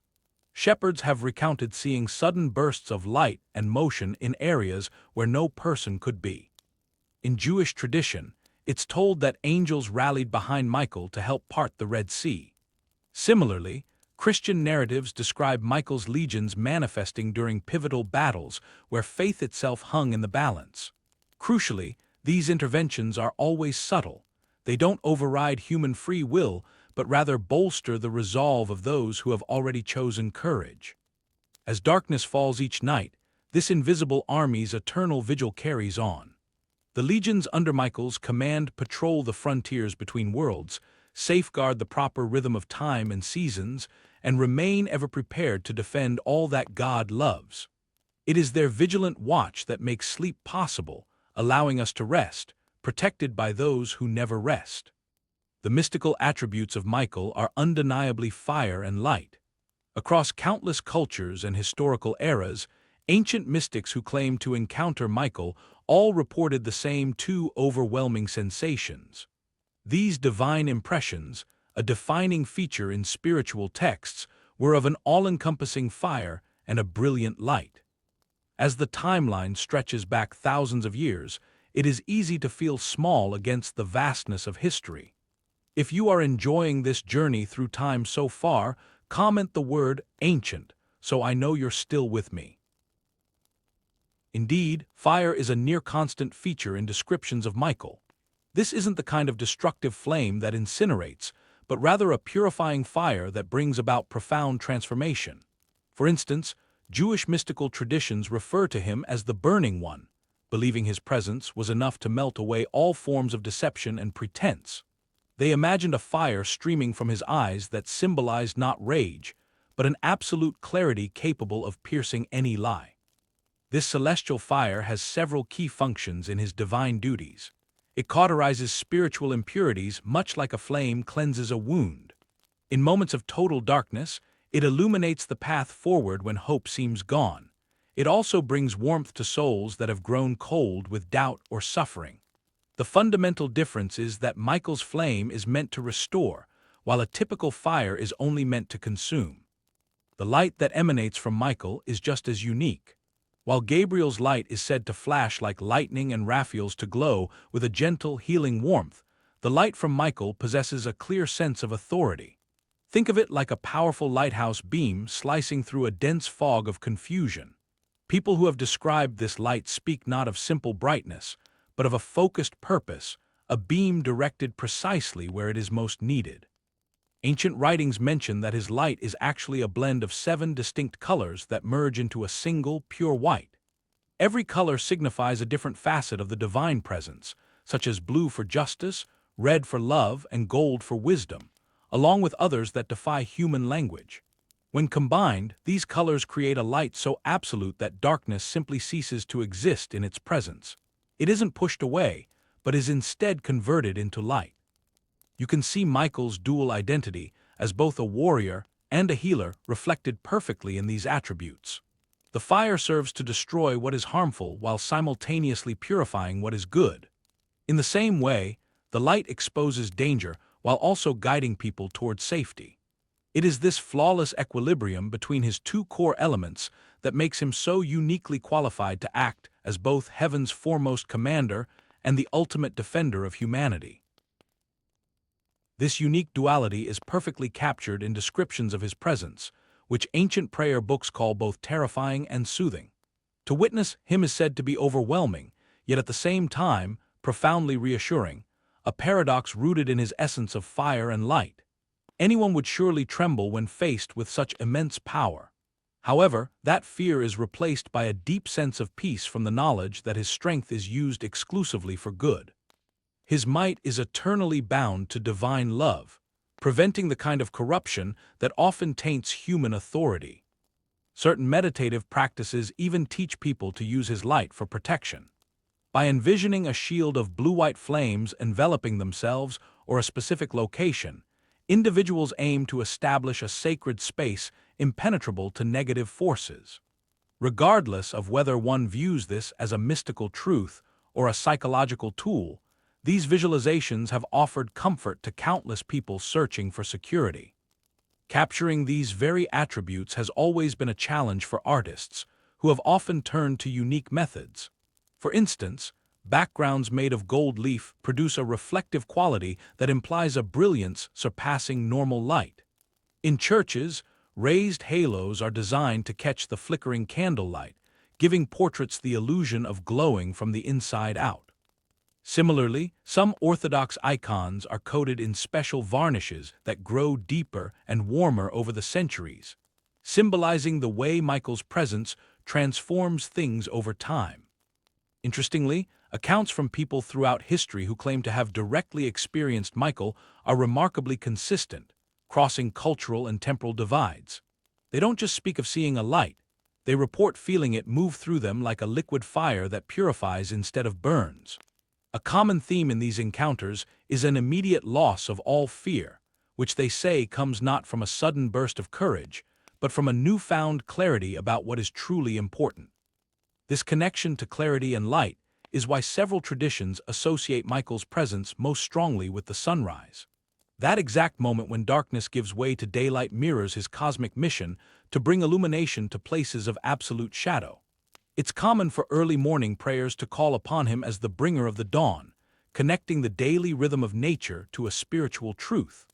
Even as night falls and darkness gathers, Michael's fire and light represent a comforting mystery. It's not the unforgiving glare of the noonday sun that exposes every imperfection, but rather the gentle, guiding light of embers or distant stars that illuminates just the next few steps on our path. This theme of divine clarity extends to one of Michael's most solemn duties, the weighing of souls. In numerous traditions, it's believed that when a life concludes, there is a sacred moment of accounting. At this critical juncture stands Michael, holding a pair of scales to gently measure the entirety of a soul's journey with perfect insight, free from harsh condemnation. This imagery of an angel weighing souls is found in many different civilizations. In ancient Egyptian art, the deity Anubis carried out this role by balancing a heart against a feather, which symbolized truth. Over time, as spiritual beliefs mingled and evolved, this potent symbol was passed to Michael, and the scales became one of his most iconic features. His assessment is not like a human court, which focuses only on specific deeds. Instead, Michael's weighing takes into account the entire individual. The scales don't just measure accomplishments, but also the person they grew into. A person's intentions are weighed just as heavily as their actions, and personal growth is valued as much as achievement. No good deed is ever considered too insignificant, and no harmful one can ever be concealed. This powerful scene was often given a prominent position above the main doors of medieval churches. Whether carved into stone or rendered in vibrant paint, the image shows Michael holding his balanced scales as souls anticipate their final evaluation. The purpose of these depictions wasn't to frighten the congregation, but to encourage them to live mindfully, aware that their choices had eternal significance. And while this image might appear severe, countless stories highlight the Archangel's immense compassion throughout the process. It's said that while other celestial beings might concentrate purely on justice, Michael always advocates for mercy. He sees the effort and the journey of growth, regardless of the final outcome. This unique understanding of the human struggle establishes him as the ideal mediator between humanity's limitations and divine perfection. In fact, within Orthodox traditions, icons frequently depict Michael carrying not only his scales, but also a measuring rod. This unique instrument implies a standard of judgment that is deeply personal. Instead of a rigid one-size-fits-all measure, Michael assesses a soul based on its unique path, its specific gifts, and the particular trials it faced. The focus shifts from achieving an identical outcome to how completely one blossomed with the life they were given. This compassionate approach is echoed in Jewish mystical traditions, which portray him as a celestial advocate. When a soul's scale leans toward judgment, Michael steps forward to speak on its behalf. He presents mitigating circumstances, highlights forgotten good deeds to offset errors, and petitions for mercy without ever compromising divine truth, a masterful display of equilibrium. Ultimately, this divine accounting is not about establishing a soul's worth, but about finding its proper destination for continued spiritual evolution. It's a placement, not a punishment. Souls prepared for greater illumination are guided toward it, while those who require more gentle instruction are directed to realms where they can continue to learn. This concept resonates powerfully with modern accounts of near-death experiences. Many who have returned speak of a radiant, loving being who reviews their life with them, not with judgment, but with a focus on understanding the impact of their actions. This guide's compassionate role in helping a soul achieve total self-awareness aligns perfectly with Michael's traditional duties. Representations of the scales vary widely. Some traditions depict them as golden, underscoring the preciousness of the soul's assessment. Others show them as unadorned beams of wood or metal, emphasizing impartial accuracy. In the East, they are sometimes imagined as bowls of light, glowing brighter with every positive memory. No matter their form, Michael is the perfect figure to hold them, for he himself is a perfect balance. He embodies both uncompromising justice and profound mercy, upholding divine law while fully comprehending human frailty. In him, the perfection of heaven meets the messy reality of earth, and neither is diminished. The image of Michael's scales can bring a surprising sense of peace. The comfort isn't rooted in a belief that we have lived flawlessly, but in the promise that we will be understood completely. It is the assurance that every hardship will be acknowledged, every small act of kindness tallied, and every sincere attempt recognized by a gaze that pierces through exteriors to see the soul's true voyage. This role as a perfect arbiter flows naturally into his identity as the ultimate protector and rescuer of the righteous. For millennia, Michael has been seen as humanity's steadfast guardian. His very name, who is like God, is not a question but a declaration of divine power's unparalleled might. Countless stories tell of his intervention when peril is near, often preceded by a sudden warmth in the air, a sign of his holy fire which only threatens evil. While other angels are known as messengers or healers, Michael's defining mission is protection and the active repulsion of darkness. This protective duty is reflected in Scripture, like the promise in Psalm 91 that God shall give his angels charge over thee, to keep thee in all thy ways. While the psalm doesn't name him, tradition has long held that Michael is the commander of these guardian angels. This belief is bolstered by countless personal accounts of miraculous deliverance.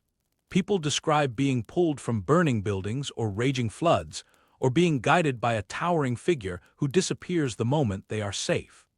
A hiker lost in a dense fog suddenly finds a clear path, or a child teetering on a cliff's edge is gently pulled back by an invisible force. For many, these are not coincidences, but clear evidence of Michael's intervention. This protective role is rooted deep in tradition, which tells of Michael personally watching over the patriarchs.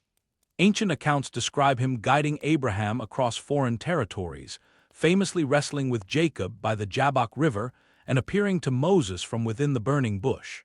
In every instance, his purpose was to stand as a shield against any force threatening those chosen by God. Centuries later, early Christian monks living in the desert solitude reported visitations from Michael during demonic assaults. His appearances were not always in full celestial glory. Instead, he would often manifest as an ordinary traveler or a fellow monk. After offering a wave of courage or a moment of profound clarity, he would disappear, leaving the monks not without their struggles, but with the newfound strength to face them. The belief in his guardianship extended into medieval Europe, where fishermen and sailors would offer prayers to him before embarking on dangerous voyages. They held a firm conviction that Michael commanded the winds and the waves.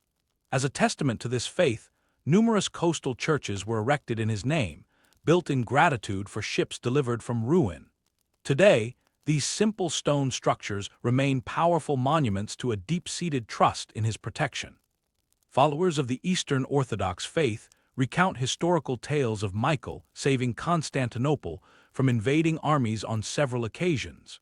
City guards on the walls claimed to witness a luminous being hovering over the city, sword in hand, who would deflect incoming arrows and sow disarray among the enemy ranks. Narratives like these circulated throughout the Christian world, cementing a widespread trust in his vigilant oversight. Similarly, during the ravages of plague, villagers would claim to see the Archangel standing at the edge of town, his sword preventing death from entering the homes of the faithful. These accounts may strike us as fantastical today, yet they delivered immense comfort during terrifying periods and underscored a profound belief that goodness provides a bulwark against chaos. This appeal for aid continues into modern times, with many people in perilous situations quietly seeking Michael's help. A soldier on the battlefield, a firefighter rushing into a blazing structure, or a parent sitting with an ill child might all whisper his name. The solace this brings highlights a fundamental human desire for protection in a world full of uncertainty. The enduring image of Michael as a defender serves as a powerful reminder that we are not meant to confront our struggles in isolation. Regardless of whether one views him as a literal being or a potent symbol, this guardian archangel embodies the hope that light will always stand watch over darkness, assuring us that we are never left forsaken in our moments of greatest need. Michael does not act alone, however. He is a prominent member of a divine council of 7 archangels. This celestial body, located in the highest echelons of heaven, is composed of 7 powerful spirits who form an inner circle around God's throne. Each archangel possesses distinct duties and abilities, and within this prestigious gathering, Michael is regarded as the first among equals, holding a unique position of honor. While ancient texts offer different lists for the 7, the names Michael, Gabriel, Raphael, and Uriel appear most consistently across traditions. The identities of the other 3 vary depending on the source, with names like Raguel, Ramiel, Cyril, Shamuel, Jophiel, or Zadiel being mentioned. As a collective, these 7 create a perfect circle of divine energy, with each one embodying a different facet of heaven's light. The Book of Tobit, a text not included in every biblical canon, offers a clear reference to this angelic council. In it, Raphael introduces himself by saying, "I am Raphael, one of the 7 holy angels who present the prayers of the saints and enter into the presence of the glory of the Holy One." This declaration illuminates their crucial function as divine intercessors. According to tradition, whenever humanity confronts its most severe crises, such as war, natural disaster, or plague, all 7 archangels come to its aid. Michael takes on the role of director for their combined efforts, using his sound judgment to decide how each archangel can best apply their specific talents to provide the most effective assistance. This picture of Michael collaborating with his peers serves as a reminder that even the most powerful beings function as part of a larger collective. Despite his immense strength, Michael operates in synergy with his fellow archangels, teaching a valuable lesson that true power is found in cooperation, not in individual action. It was this vision of a divine, cooperative warrior that resonated deeply as Europe transitioned out of the Dark Ages. Stories about Michael began to circulate widely, from the grand halls of castles to the modest squares of villages. He was particularly embraced by knights, who saw in his character the ultimate model of chivalry and righteous strength. This blend of warrior spirit and holy purpose made Michael an icon across Christendom, with his likeness emblazoned on everything from shields and banners to the ornate hilts of ceremonial swords. The knightly ideal of protecting the weak and serving a greater good found its ultimate expression in the archangel. As they trained for combat, aspiring young warriors would pray to Michael, seeking his blessing of courage and skill. Unlike mortal heroes who could falter, he was seen as a celestial champion who could never be defeated, the flawless warrior, forever guided by an unwavering sense of justice. During the Crusades, Michael's renowned soared to new heights. Soldiers marching to Jerusalem held a powerful belief that he was an invisible ally fighting right alongside them. The battle cry, "Sent Michael for us," echoed across fields as Christian armies charged their foes. His name itself became a powerful talisman, thought to grant divine protection in the chaos of combat. Many crusading knights reported visions of the archangel just before a major confrontation. Their accounts often described him hovering over their encampments at night, his sword gleaming in the darkness. Whether these sightings stemmed from faith, fear, or the strange lights of a foreign sky was less important than their profound effect.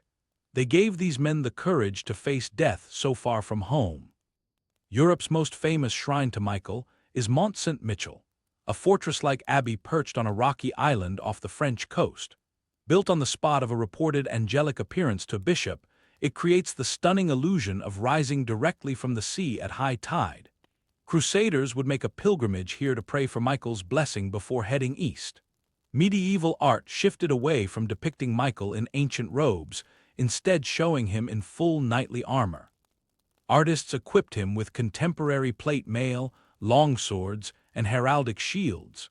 This powerful artistic choice transformed the biblical figure into a celestial brother-in-arms, someone the knights of the day could directly relate to.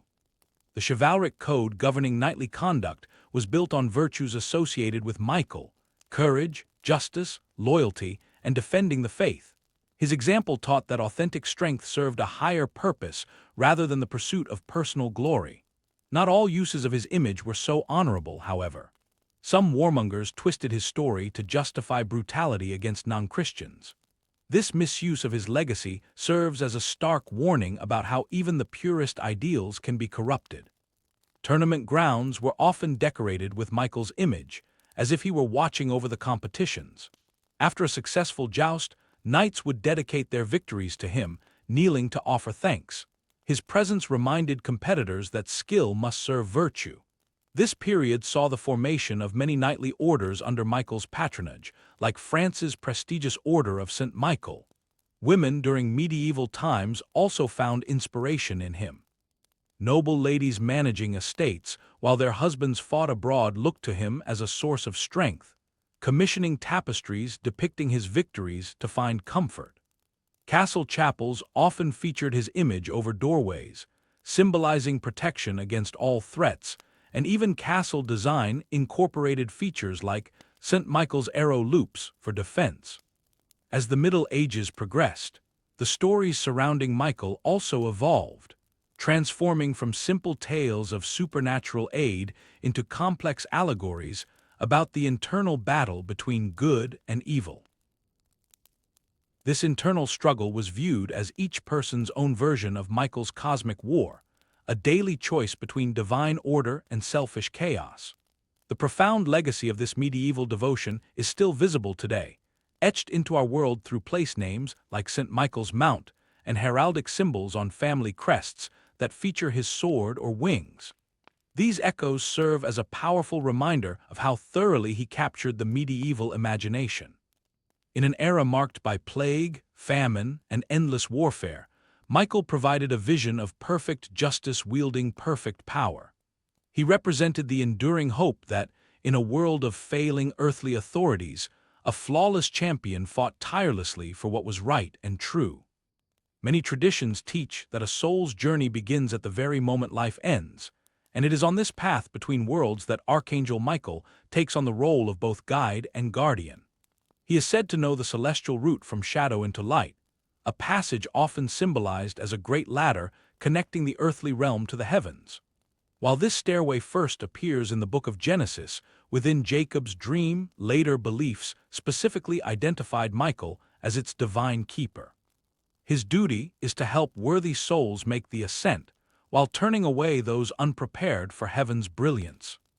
Medieval paintings capture this sacred task, often showing a towering Michael leading souls upward with a gentle hand.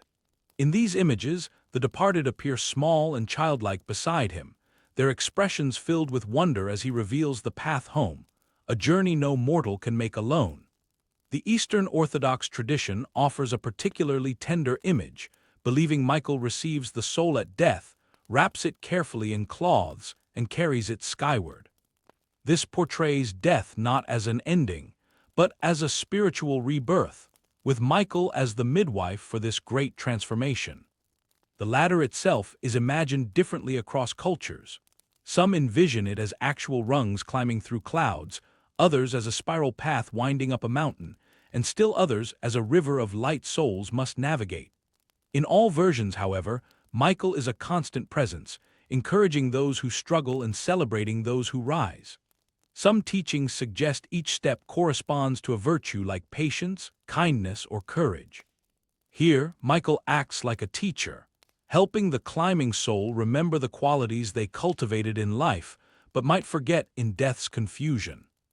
Not all souls ascend easily, as some cling to earthly concerns, but Michael waits patiently, never forcing their climb nor abandoning them.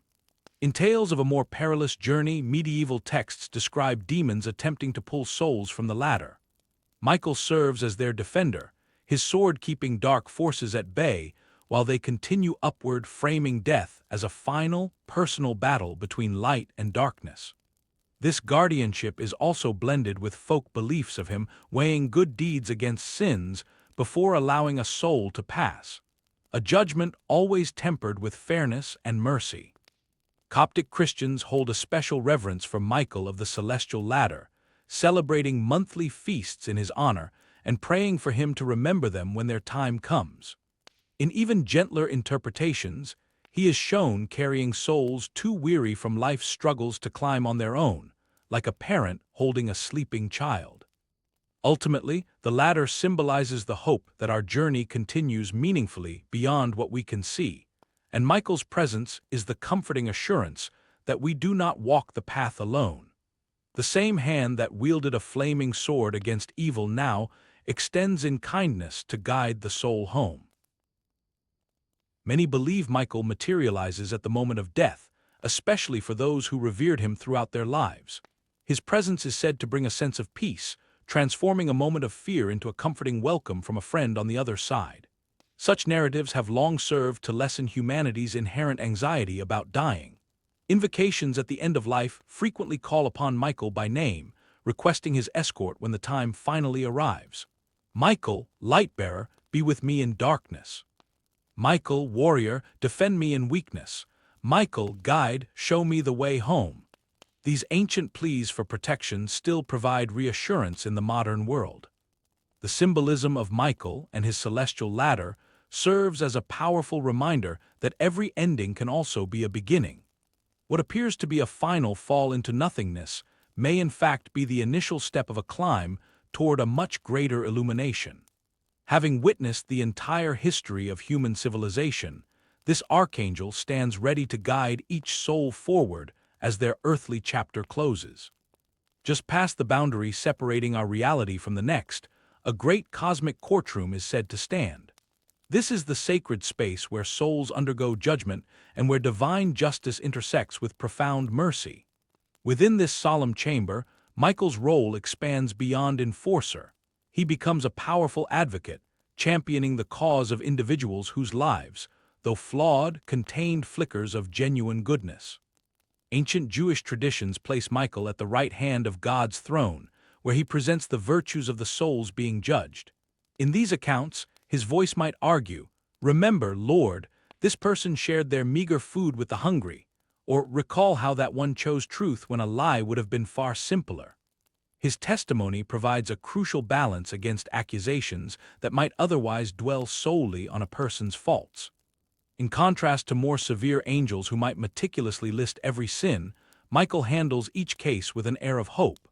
He carefully examines every life, seeking out the moments that are truly worth preserving, the small acts of kindness, the quiet displays of courage, or the private acts of charity that went unnoticed by the world. It is these moments, he contends, that expose the true character hidden beneath a lifetime of mistakes. The scales often depicted in artwork of Michael represent this delicate balancing act. One side of the scales holds a soul's wrongdoings, while the other contains their virtuous deeds. Sometimes, his thumb is shown gently pressing on the side of mercy, implying that divine judgment favors forgiveness if the heart's intentions were good, no matter how imperfectly they were carried out. Medieval morality plays often dramatized this celestial trial, with Michael and Satan locked in a heated debate for a person's soul. The devil, acting as a cunning prosecutor, would present a detailed list of every failure. In response, Michael, portrayed in brilliant armor, would offer counter-evidence of sincere repentance and honorable intentions. The lesson from these performances was clear. No one was beyond the hope of redemption as long as their core was true. Michael's intercession doesn't excuse wrongdoing, but rather it frames it within the full context of a human life.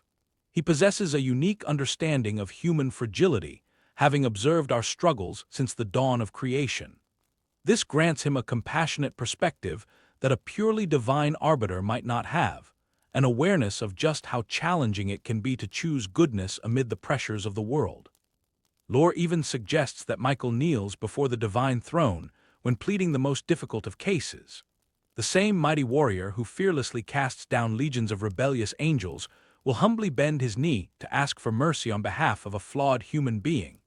This willingness to show such humility underscores the immense value he places on every single soul. In the non-canonical Apocalypse of Paul, the Apostle Paul has a vision of Michael weeping for the souls who are facing judgment. This touching image highlights the profound depth of the Archangel's compassion. He is a champion not only for divine order, but for human salvation, and the warrior angel's tears suggest that true strength is found in the courage to feel so deeply. Some traditions hold that before judgment even begins, Michael provides souls with a heavenly perspective of their own lives. This panoramic vision illuminates all the harm and all the healing they caused, often in ways they were completely unaware of during their time on earth. Upon seeing their actions with such clarity, many souls judge themselves far more critically than any celestial court ever would. It is then that Michael steps in as a counselor, helping them to see that this awareness is the first step toward healing. The soul that can finally recognize its own failures has already begun the journey toward redemption. This very idea is the foundation of Michael's defense. The goal isn't that humans achieve perfection, but rather that they can learn from and transcend their darkest moments. Among Orthodox Christians, Michael is the Taxarch, a commander who forges order from chaos. In the cosmic courtroom, he performs this very role by finding meaningful patterns in the apparent randomness of human failures and successes. Jewish Midrash adds a beautiful layer to this, describing how Michael presents the far-reaching ripple effects of good deeds, not just the acts themselves. Consider the life saved by a single kind word, the family business sustained by a small loan, or the generational rift healed by an act of forgiveness. In the final judgment, all these consequences are given weight. Medieval art frequently shows Michael with the Book of Life, where each soul's story is recorded. Unlike Satan's condemning list of accusations, Michael's book is filled with context and intention. He reads from it selectively, emphasizing moments that reveal true character over isolated failures. As an intercessor, Michael connects the realms of divine perfection and human imperfection. He grasps both the holy standard of complete goodness and the mortal struggle to achieve even partial virtue. This dual awareness makes him the ideal advocate when human lives face immortal judgment. The image of Michael pleading our case offers hope that we are judged not by our worst moments, but by the full story of our lives. With his voice present, the divine court sees every part of a narrative, including potential never fulfilled, goodness attempted imperfectly, and love offered clumsily. This role as humanity's ultimate defender is most powerfully symbolized in his victory as the celestial dragon slayer. No image of Michael is more common in art than his triumph over this beast. He stands with sword raised, foot pressing down on the writhing serpent, the ultimate conqueror of chaos. This potent symbol speaks to the deep human hope that light will ultimately defeat darkness. The Book of Revelation paints this scene vividly, describing a war in heaven where Michael and his angels fought and overcame the dragon and its forces, which prevailed not. This cosmic battle signifies more than a single fight. It represents the eternal struggle between order and chaos, good and evil. The dragon has many names across traditions: Satan, Lucifer, the adversary, the ancient serpent, but it always represents forces that threaten to unmake creation.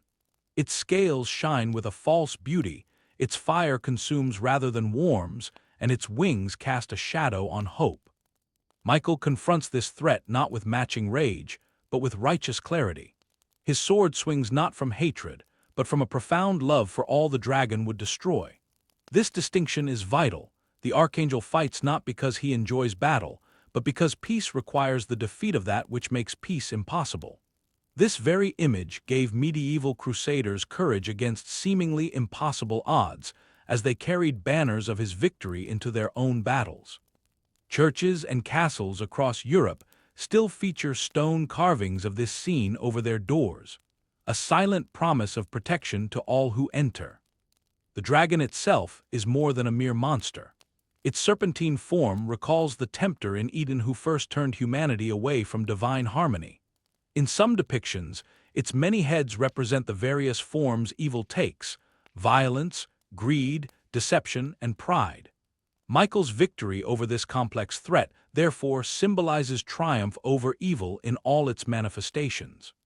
Interestingly, Eastern Orthodox icons show this battle from a different perspective.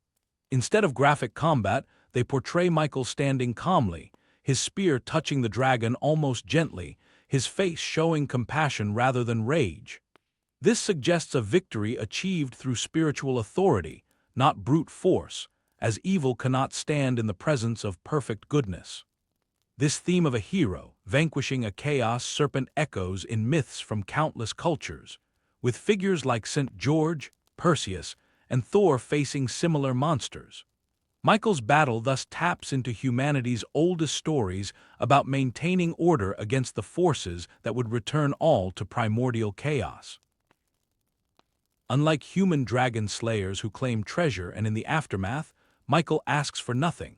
His triumph is about restoring balance, not accumulating personal wealth or fame. The entire conflict is driven by a divine mission: sidelining any quest for individual recognition. He becomes a powerful symbol of leadership, one that prioritizes the good of the whole over any personal ambition and places service far above self-serving interests. This selflessness offers tremendous hope to people battling their own inner dragons, whether it's addiction, fear, hatred, or doubt. When a struggle feels insurmountable and the enemy seems overwhelming, Michael's victory is a reminder that even the deepest darkness can be overcome by unwavering light. It's why so many individuals in recovery programs or facing serious illness often have an image of him close by, serving as a source of inspiration when their own resolve begins to weaken. Over the centuries, the way artists portrayed this cosmic battle has shifted dramatically. The earliest depictions present a somber, almost hesitant warrior carrying out a grave but essential task. With the arrival of the Renaissance, painters infused the scene with dramatic flair, adding billowing capes, ornate suits of armor, and energetic poses. Later, Baroque artists chose to highlight the raw emotional power of the confrontation. Each period in history essentially cast its own ideals of heroism onto this timeless clash. The weapon Michael carries also changes depending on the tradition. At times, he holds a spear that evokes the image of a Roman soldier. More frequently, he wields a sword, a classic emblem of knightly virtue. In some depictions, he carries only a beam of pure light, emphasizing that divine power, not physical might, is his true weapon. In Eastern iconography, he might be seen holding scales in one hand while pinning the dragon with the other, illustrating that justice, not just brute force, is what ultimately conquers chaos. The climax of the battle is also portrayed in various ways. Some pieces of art capture the final, decisive blow with a sword plunging deep into the beast. Others show the quiet moments after the fight, with Michael standing calmly over his vanquished enemy.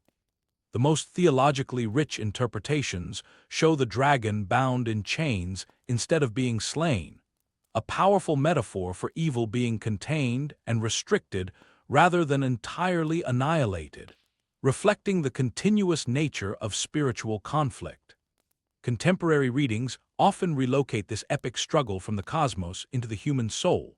Within this framework, the dragon is seen as a symbol of our own worst impulses, while Michael personifies our higher, nobler self. This psychological lens allows the ancient myth to become a tool for modern self-discovery, all without diluting the force of the original imagery. No matter the interpretation, Michael's victory is a profound statement that disorder will not get the last say. While new dragons emerge in every age, be it war, tyranny, cruelty, or despair, the courage to confront them also rises to meet the challenge.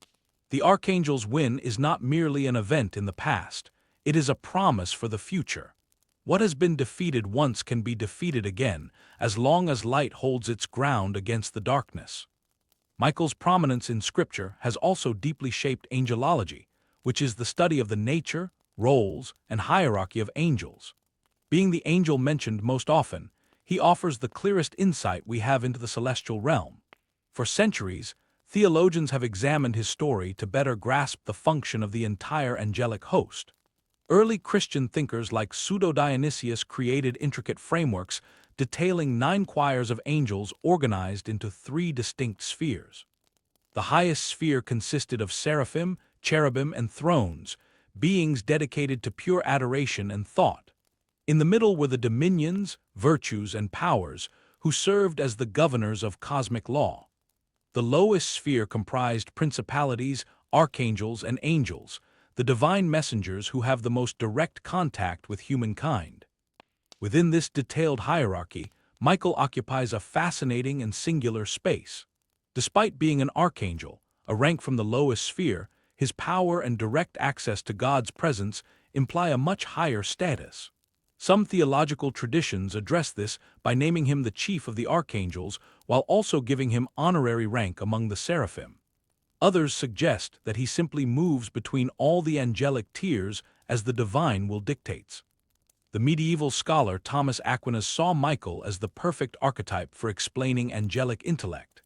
Unlike people who learn slowly through trial and error, angels perceive truth in its entirety in a single, perfect moment. Michael's unwavering actions in the Bible, His war with Satan and his defense of Israel perfectly demonstrated this profound clarity. He acted without a moment of hesitation, his purpose never obscured by doubt.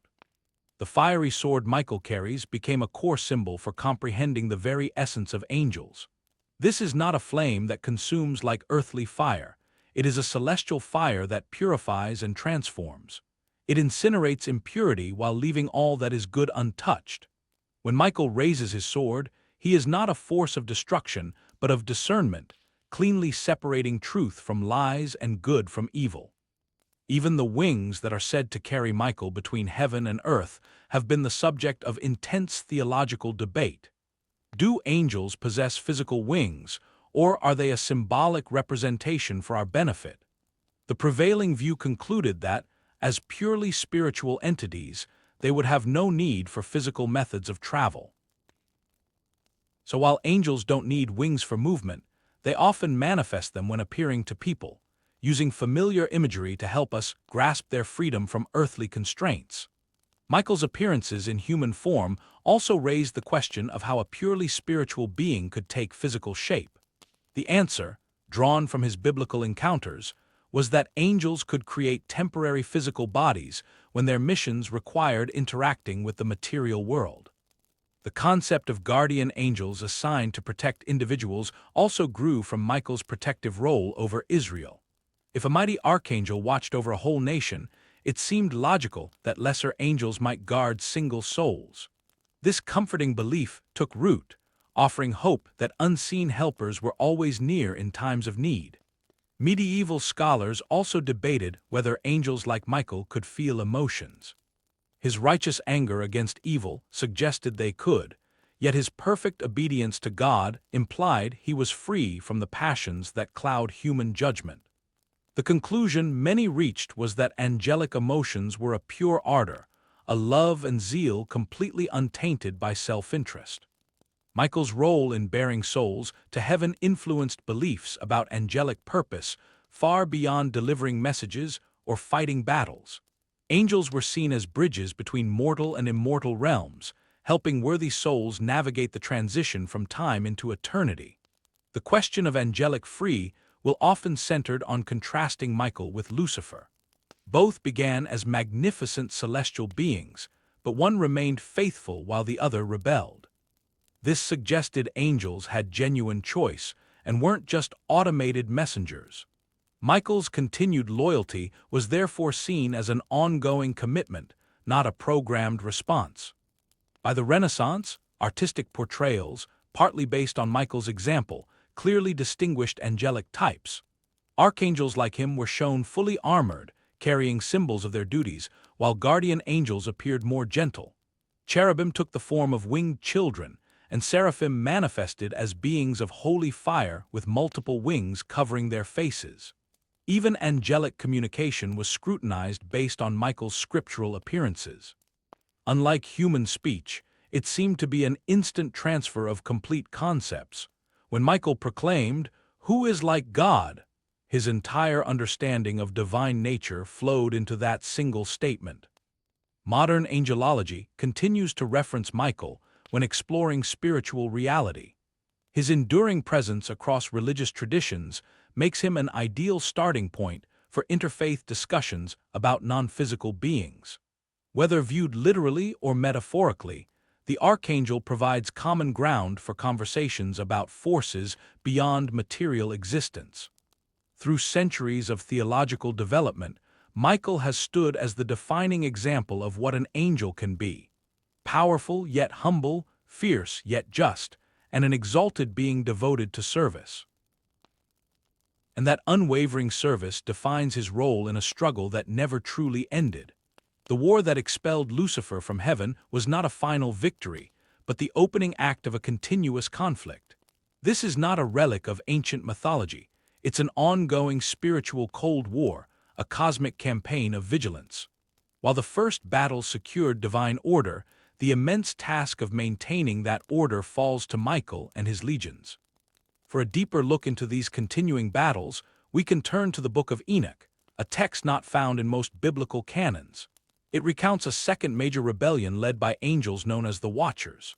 These beings forsook their heavenly duties and descended to earth to interact with humanity. Their presence unleashed corrupting, forbidden knowledge upon the world. It was Michael who spearheaded the divine response, binding these rebellious angels in utter darkness where they await their final judgment. This new phase of the war plays out differently. Unlike the first celestial clash, these conflicts are often centered in the human realm, fought not with direct force but with subtle influence. The fallen work through temptation and deception, planting seeds of doubt and whispering encouragement to humanity's darkest impulses. In response, Michael acts as a bastion of truth and clarity, offering protection to all who strive for a righteous path.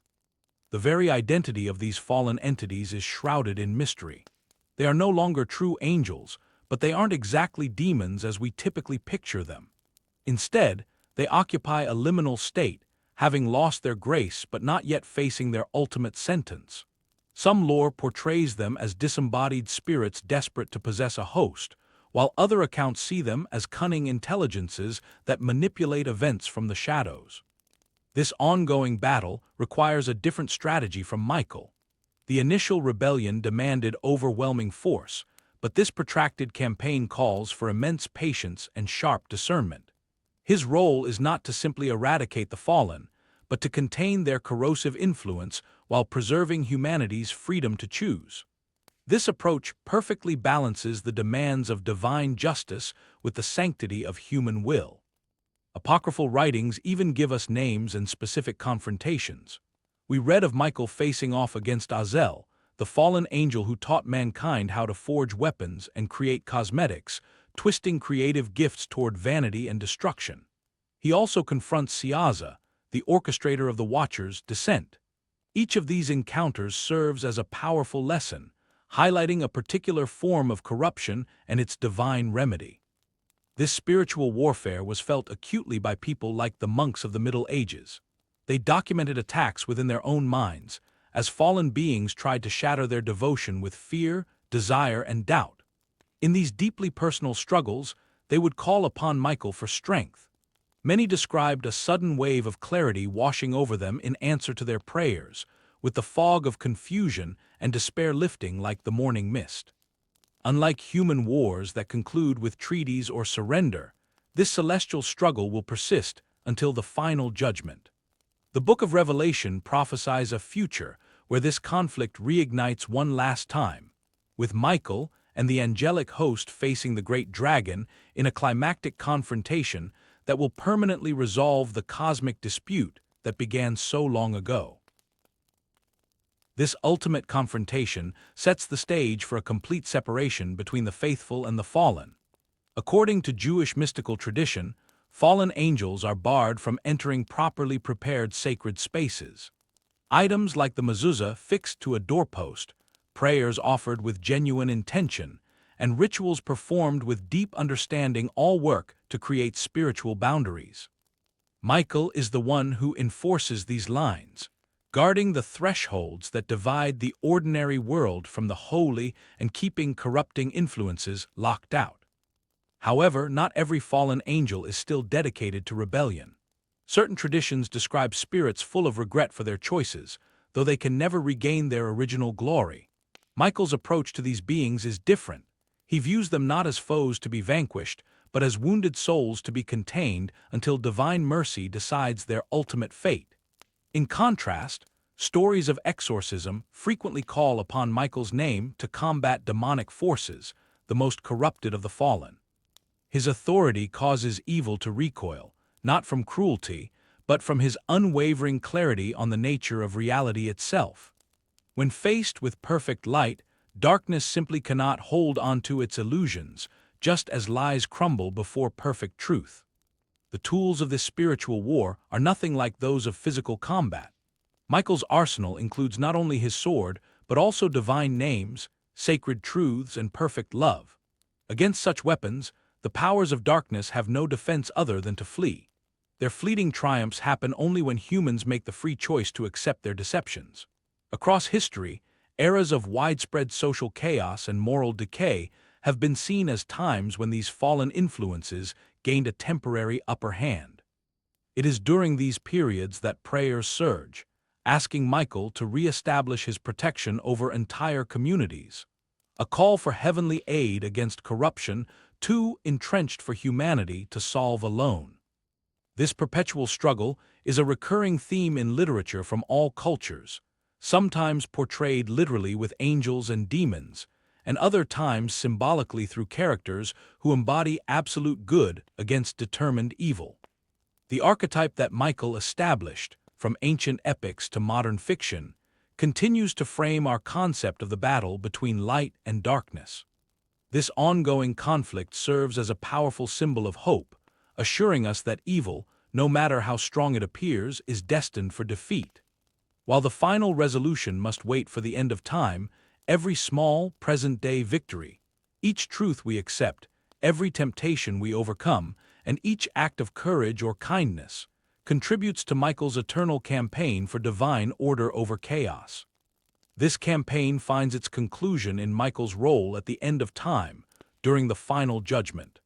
As history reaches its designated conclusion, Michael assumes his position in this great event.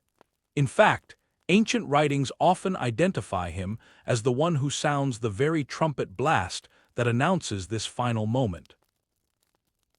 As the herald of the end, his voice will call forth both the living and the dead to stand before divine justice and mercy. Unlike his earlier interventions that were partly hidden from human sight, this final appearance holds nothing back.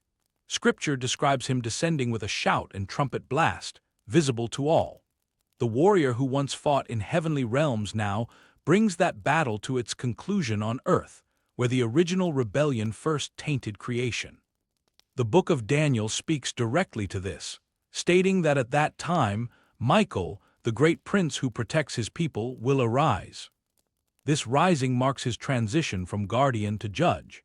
His role shifts from protecting during history's course to implementing its final resolution, turning the patient watchman into the decisive actor. As souls gather for judgment, Michael stands with his scales, and each life faces a fair assessment. This weighing goes beyond outward actions to assess inner motives and considers private thoughts just as much as public statements. Yet this evaluation comes with a complete understanding of human struggle and divine mercy, remembering that our frame is dust. The graves open at his command, returning those long dead to face their accounting. Michael ensures no one is forgotten, neither the mighty who built monuments to themselves, nor the humble whose resting places were lost to time. From a palace tomb to pauper's field, all ground yields its sleepers at his call. Eastern Orthodox tradition assigns Michael specific duties in this final scene. He will place the cross as the judgment seat, gather scattered bones, lead souls forth from Hades, and read the record of deeds from his book of life. Finally, he separates the souls according to their response to divine love. Unlike human judges bound by limited knowledge, Michael sees with perfect clarity what each soul truly loves and seeks. This insight allows for flawless justice tempered with perfect understanding.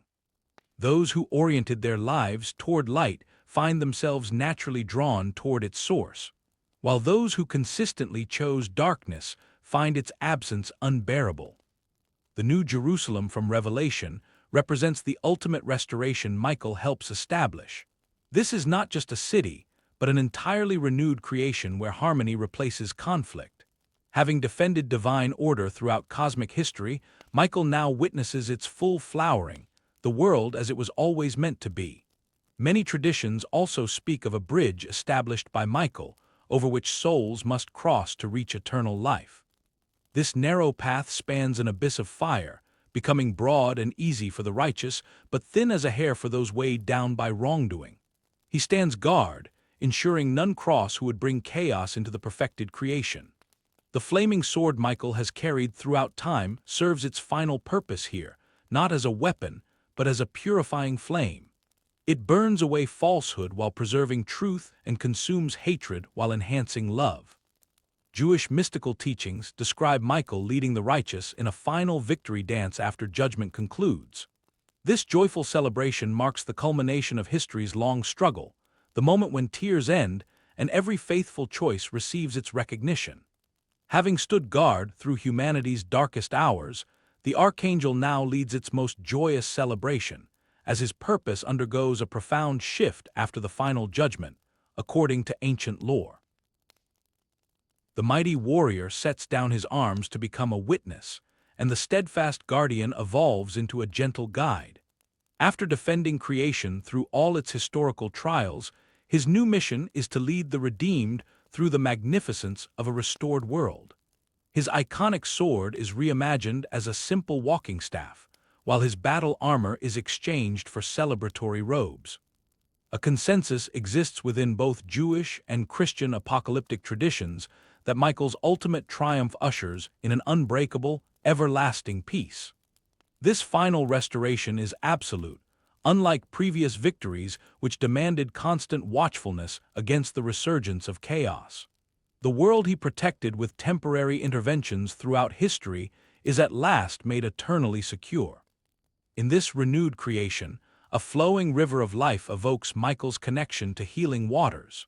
The guardianship he once offered over sacred springs on earth reaches its ultimate expression in this crystal-clear eternal river, which provides unending renewal. He once protected these waters in a limited way, but now he is instrumental in distributing their life-giving essence to all. The teachings of the early Desert Fathers suggest Michael's concluding task involves unveiling divine mysteries that were once concealed. As he guides the redeemed toward a more profound comprehension, knowledge once too brilliant for mortal minds to grasp is made fully accessible. The same archangel who battled to protect truth is now the one who reveals it in its entirety. Within Catholic tradition, it is believed that Michael will lead the collective worship of all faithful humans and angels when judgment is over. The voice that once thundered a battle cry will now direct the heavenly choir. His flawless obedience, demonstrated across all of cosmic history, transforms into flawless praise, echoing an eternal, "Holy, holy, holy," before the throne of God. In what might be the most touching depiction, certain early writings propose that Michael plays a role in reuniting loved ones who were parted by death. The celestial guide, who led individual souls on their journey home now, orchestrates the blissful reunions of families, friends, and communities as they come together again in eternal light. He who once guarded their solitary paths now joyfully observes their blessed convergence. This ultimate restoration demonstrates that Michael's triumph is achieved through transformation rather than sheer destruction. The great cosmic conflict concludes not with the annihilation of enemies, but with the renewal of all opposition. As Michael helps to found a reborn world, perfect justice converges with perfect mercy to create a genuine and everlasting peace for all creation. The reverence for Michael as a celestial guardian persists even today. In our modern, technological era, his figure continues to be a source of inspiration for devotion among diverse cultures and faiths. Churches, chapels, and prayer circles across the globe bear his name. Medals featuring his image are still worn by police officers, soldiers, paramedics, and firefighters, as these earthly protectors feel a special connection to the ultimate celestial guardian. A particularly strong devotion to Michael is maintained by the Catholic Church, expressed through specific prayers, holy days, and dedicated shrines. His most significant feast day is celebrated on September 29th, an occasion he shares with the archangels Gabriel and Raphael. Believers around the world mark this day by attending Mass, enjoying communal meals, and reaffirming their bond with their heavenly protector. The most renowned prayer associated with Michael can be traced back to Pope Leo XIII in the year 1886. The Pope was compelled to write an urgent supplication following a deeply unsettling vision he experienced while celebrating Mass. That powerful appeal begins, "Saint Michael the Archangel, defend us in battle. Be our protection against the wickedness and snares of the devil." A prayer to Michael, once cited after every Mass until the 1960s, is now experiencing a significant revival. This reverence is even more frequent among Orthodox Christians, who hold special services for him on the 6th of every month and major celebrations in September and November. Their liturgies hail him as Chief Commander, recalling his ancient interventions, while brilliant icons of him in armor occupy prominent places within Eastern churches. France's Mont Saint-Michel draws over 3 million visitors each year. Not all are religious pilgrims, yet all are touched by the Archangel's enduring presence at this island sanctuary. The site's spire, seeming to pierce heaven, stands as physical testimony to centuries of devotion, where daily prayers have continued almost unbroken since the 8th century. Modern spiritual warfare traditions also invoke Michael against perceived evils like addiction and corruption, his name a rallying cry for renewal in troubled times. Jewish communities maintain their ancient connection to Michael through liturgy, including a prayer before sleep that asks for his protection through the night. Following the Sabbath, some traditions teach he leads the souls of the righteous back from their elevated spiritual state. In Latin America, he has particular devotion as the patron of police and military units. Statues of him subduing evil stand in town squares, and uniformed officers carry his image in annual processions while families pray for safety. Even those with no formal religion often recognize Michael as an archetype of protective strength. His image appears in popular culture and art, sometimes directly referenced, other times inspiring fictional guardians who share his courage and defense of the innocent. Hospital chapels also frequently feature his image, acknowledging the spiritual battle in physical healing. Patients find comfort in the Archangel known for both strength and compassion, and some medical professionals quietly invoke his aid before challenging procedures. The prayer for Michael's protection has grown beyond formal religion into a broader cultural practice. People facing danger or uncertainty, from soldiers entering combat to students beginning exams, might whisper his name for courage. This reflects the nature of his sacred sites, often found on high mountains or coastal promontories where land meets the sky or sea. These dramatic landscapes echo his role as mediator between heaven and earth, drawing modern pilgrims seeking something beyond the everyday. For many, this connection comes through modern spiritual methods that invite Michael's energy using meditation, ritual, or focused visualization. Rather than focusing on dense theological doctrine, these practices prioritize a direct, personal feeling of being protected and gaining clarity. People who engage in this connection often report a distinct sensation of warmth, lightness, or a sudden flash of insight. This bond also thrives through a simple, yet powerful tradition: naming children Michael. The name's enduring global popularity across diverse faiths and cultures ensures his story lives on. A living legacy is forged with each new generation, as every person named Michael carries a small piece of the Archangel's ancient narrative forward. During periods of widespread uncertainty, from pandemics and wars to environmental crises, fascination with Michael often sees a dramatic resurgence. In these moments, people look for assurance that chaos is not the ultimate victor, and that a guardian of justice and order watches over them. He represents a timeless, calming presence in the face of very modern anxieties. A significant part of his appeal today is his perfect balance between immense strength and careful restraint. He provides an alternative model of principled power in a world often caught between unchecked aggression and passive inaction. He engages in battle only when the cause is righteous, never seeking personal fame or acting out of blind fury. For this reason, military chaplains of all faiths frequently call upon Michael to protect soldiers heading into combat. His medal is often carried into harm's way, serving as a physical token of courage rooted in justice, not animosity. From battlefield medical tents to somber memorial services, his name symbolizes the hope that even the greatest sacrifices have meaning beyond the chaos.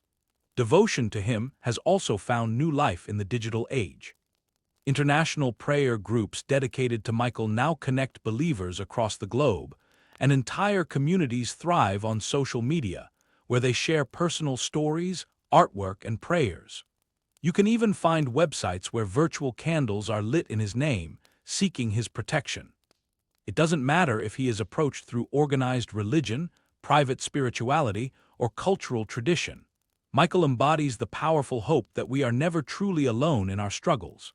This ancient protector remains a constant presence, his sword drawn and wings spread, watching over a world still striving to find its way. This constant presence has guaranteed his image a central place in our stories, which has not faded over the ages. His powerful figure has transitioned seamlessly onto our modern screens and pages. He frequently appears in films, books, and video games, often cast in a new light, sometimes as an unblemished celestial warrior, and other times with far more complicated motivations. These contemporary portrayals of Michael often reflect our own complex inner conflicts. Some narratives present him as the quintessential soldier of heaven, executing divine commands without a hint of hesitation. In these depictions, his sword shines with holy light as he champions the cause of good, a direct callback to the ancient scriptures where he is an unwavering bulwark against evil. However, many modern interpretations have given the Archangel fascinating new layers of complexity. He is sometimes shown wrestling with doubt, questioning the righteousness of his commands, or caught in the conflict between his sworn duty and his capacity for mercy. This evolution in his character mirrors society's shifting perspectives on unquestioning obedience and the moral ambiguities that exist between right and wrong. The movie Legion, for example, shows Michael making a radical departure from the celestial plan. He defies his orders and chooses to shield humanity from the destructive intentions of other angels. This portrayal casts him in a rebellious light, a position that echoes his old adversary, Lucifer, yet their motivations are worlds apart. While Lucifer's rebellion was born of pride, Michael's defiance comes from a place of love. This narrative forces us to consider when compassion should override duty. Another version of the Archangel emerges in the long-running series Supernatural. Here we are given a powerful but flawed Michael, a complicated figure who, while obedient to his father's will, also shows worrying hints of pride and even cruelty. This interpretation is a stark reminder that immense power, even when intended for good, has the potential to corrupt the one who holds it. Comic books have offered even bolder takes on the divine warrior. Some depict him with wings of steel and eyes ablaze with fire, waging war on demons across all of time and space. Other stories present a weary soldier, worn down by an endless war, who desperately seeks peace but remains bound by his duty to fight. These contemporary narratives skillfully blend ancient myths with modern ideas. They keep Michael's fundamental traits intact: his strength, his commitment to justice, and his role as heaven's ultimate champion, while layering in distinctly human struggles. We see an archangel who questions, who doubts, and who must make choices that are not always black and white. The power of these stories lies in how they connect timeless faith with modern skepticism, positioning Michael at this intersection as a figure who is both sacred and relatable. His battles are no longer just between heaven and hell, but also inside the hearts and minds of individuals. Even video games have embraced Michael, allowing players to step into his role or face him in a climactic boss battle, tapping into our deep desire to wield divine power and shape destiny. Across all these modern tales, Michael continues to be a symbol of hope, a testament to the belief that good will ultimately conquer evil. Yet, his story now also reflects our own struggles with duty, choice, and the search for a just path in a world filled with shades of gray. But beyond the battlefield, a much gentler role awaits the Archangel. Ancient beliefs tell us that when our last breath is drawn, we do not have to face the unknown alone. In many traditions, Michael appears to guide souls across the great threshold between worlds. This tender duty provides a beautiful balance to his fierce warrior persona, revealing his more compassionate side. Countless medieval paintings show Michael holding scales to weigh the souls of the dead. His gaze is not one of harsh judgment, but of careful consideration, ensuring each life is measured with divine care. These images once brought great comfort to those who feared what lay beyond life's end. Old stories describe how Michael greets the newly departed with a soft light that cuts through the shadow of death. Unlike the cold grasp of a grim reaper, his presence offers warmth and guidance. He knows the way through the strange paths that lead each soul to its rightful place. This role connects Michael to other escorts of the dead in world mythology, like Egypt's Anubis or Greece's Hermes, all of whom serve as a bridge between life and what comes after. The concept of a kind guide through death's gate addresses a profound human need. We fear not just death itself, but the possibility of being lost after it. Michael's function as a psychopomp, a Greek term meaning guide of souls, soothes this fear, offering assurance that no one wanders the vast unknown by themselves. In Eastern Orthodox traditions, icons often show Michael gently cradling souls like precious gifts. His wings wrap around the departed like a shield, keeping them safe on their final journey. These images speak to our hope that death, much like birth, is a sacred transition that occurs under celestial protection. Expanding on this idea of heavenly guardianship, certain ancient tales place Archangel Michael himself at the very crossroads between worlds. His purpose there isn't solely to pass judgment. It is to extend a warm reception to those who lived righteously. Good souls are met not by a stern gatekeeper, but by a figure who greets them with the familiarity of an old acquaintance. For this compassionate duty, his famous sword remains tucked away in its scabbard. This comforting vision is why many parish churches across Europe featured paintings of Michael on walls adjacent to their burial grounds. For mourners, these images served as a powerful reminder that their departed loved ones were not alone on their final journey.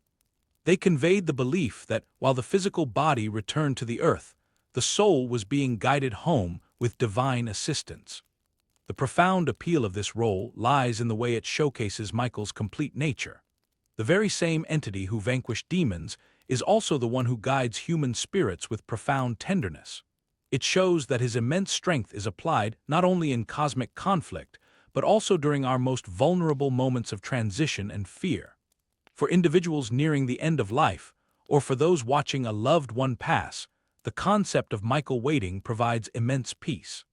It transforms the passage from life to death, from a lonely plunge into darkness, into a guided procession toward the light.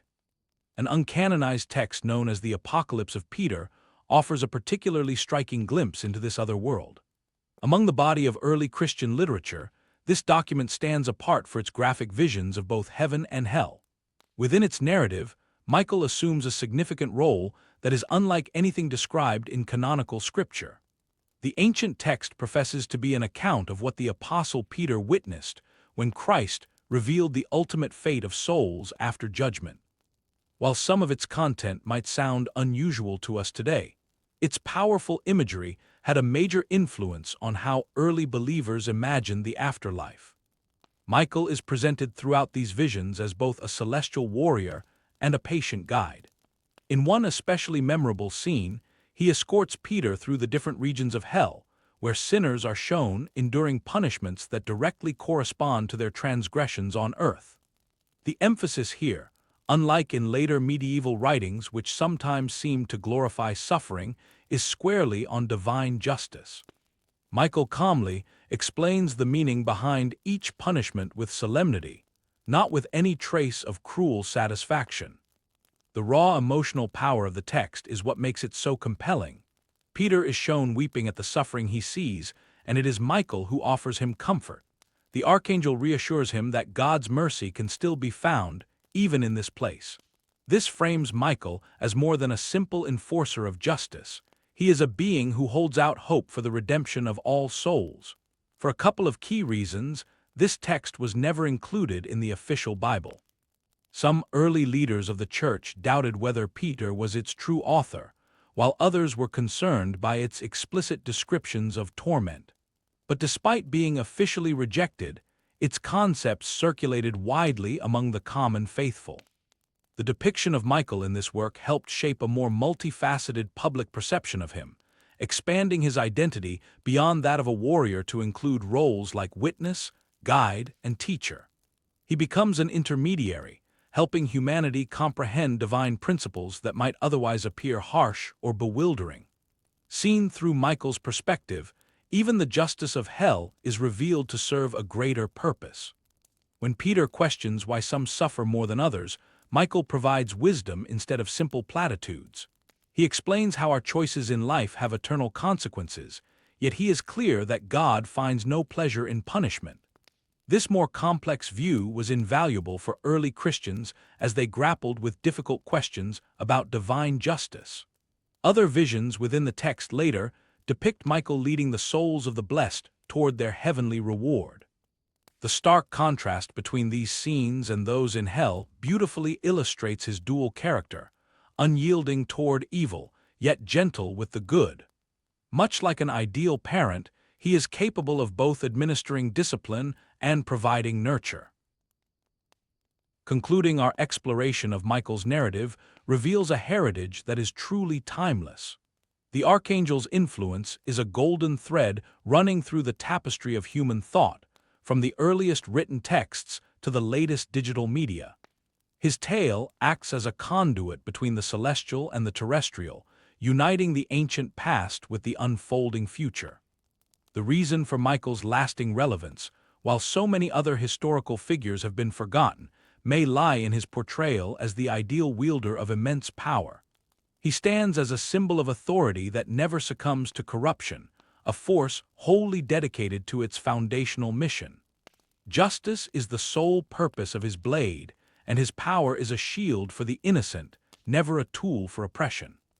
Across a vast spectrum of art, his depiction shares a remarkable consistency: colossal wings, radiant armor reflecting celestial light, and a countenance that balances ferocity with compassion. But his enduring fascination comes from something deeper than his physical appearance. Michael represents the profound hope that the universe is not indifferent to our destiny, and that a great ally stands with humanity against the void. This core identity is surprisingly stable across major religions. For followers of Judaism, he is the designated protector of Israel. Within Christianity, he is regarded as the supreme commander of heaven's armies. Islamic scripture identifies him as the angel overseeing the forces of nature. In every tradition, he is the righteous champion, fighting not for his own renown, but to fulfill a divine purpose. The narrative of Michael resonates with some of the most fundamental aspects of the human condition. It taps into our shared desire for safety when we feel defenseless, our collective longing for a world where justice triumphs over evil, and our deep-seated curiosity about whether a higher consciousness observes our lives. The very idea of Michael provides a silent yet powerful response to these profound inquiries. His unending watch offers several key takeaways for our own lives. It suggests that the ultimate expression of strength is found in helping others, not controlling them. It teaches that authentic power is defined by its capacity to shield, not to obliterate. And it shows that resisting injustice is a vital cause, regardless of how challenging the fight may be. These core principles are the glowing heart of his multifaceted legend. To someone of faith, he is a source of constant reassurance. To a secular observer, he is a potent symbol that unlocks a deeper understanding of our collective anxieties and aspirations. Regardless of one's perspective, his figure adds a rich layer to our comprehension of both the divine and the human. Even now, as the planet turns and night covers the land, Michael's vigil endures. His wings remain unfurled and his sword stays drawn. Far from mortal view, the timeless conflict persists, and the everlasting protector holds his ground. His saga originated before the concept of time existed, and it extends far past the limits of our perception. He is akin to a distant star whose light continues to travel long after we have fallen asleep, symbolizing principles that transcend individual lifetimes and entire eras. Perhaps the Archangel's most significant contribution is this enduring message of hope, a confirmation that light stands sentinel over the dark, that bravery confronts and overcomes fear, and that love is ultimately more powerful than any force of annihilation. Our final view of Michael, then, is the same as our first. His wings are illuminated by heavenly glory, his sword shines with unwavering truth, and his gaze is set upon a future we can only imagine. The prince of the angelic host carries on with his perpetual duty while the world sleeps, maintaining the essential borders between realms, between morality and corruption, and between everything that has been and everything that is yet to come. We have reached the edge of the map for tonight. The archives of Mythic Index are closing, but the history remains. If this journey offered you rest or realization, please leave a like before you go. Comment which era or myth you wish to explore in our next session, and subscribe to ensure the library doors are open for you again tomorrow.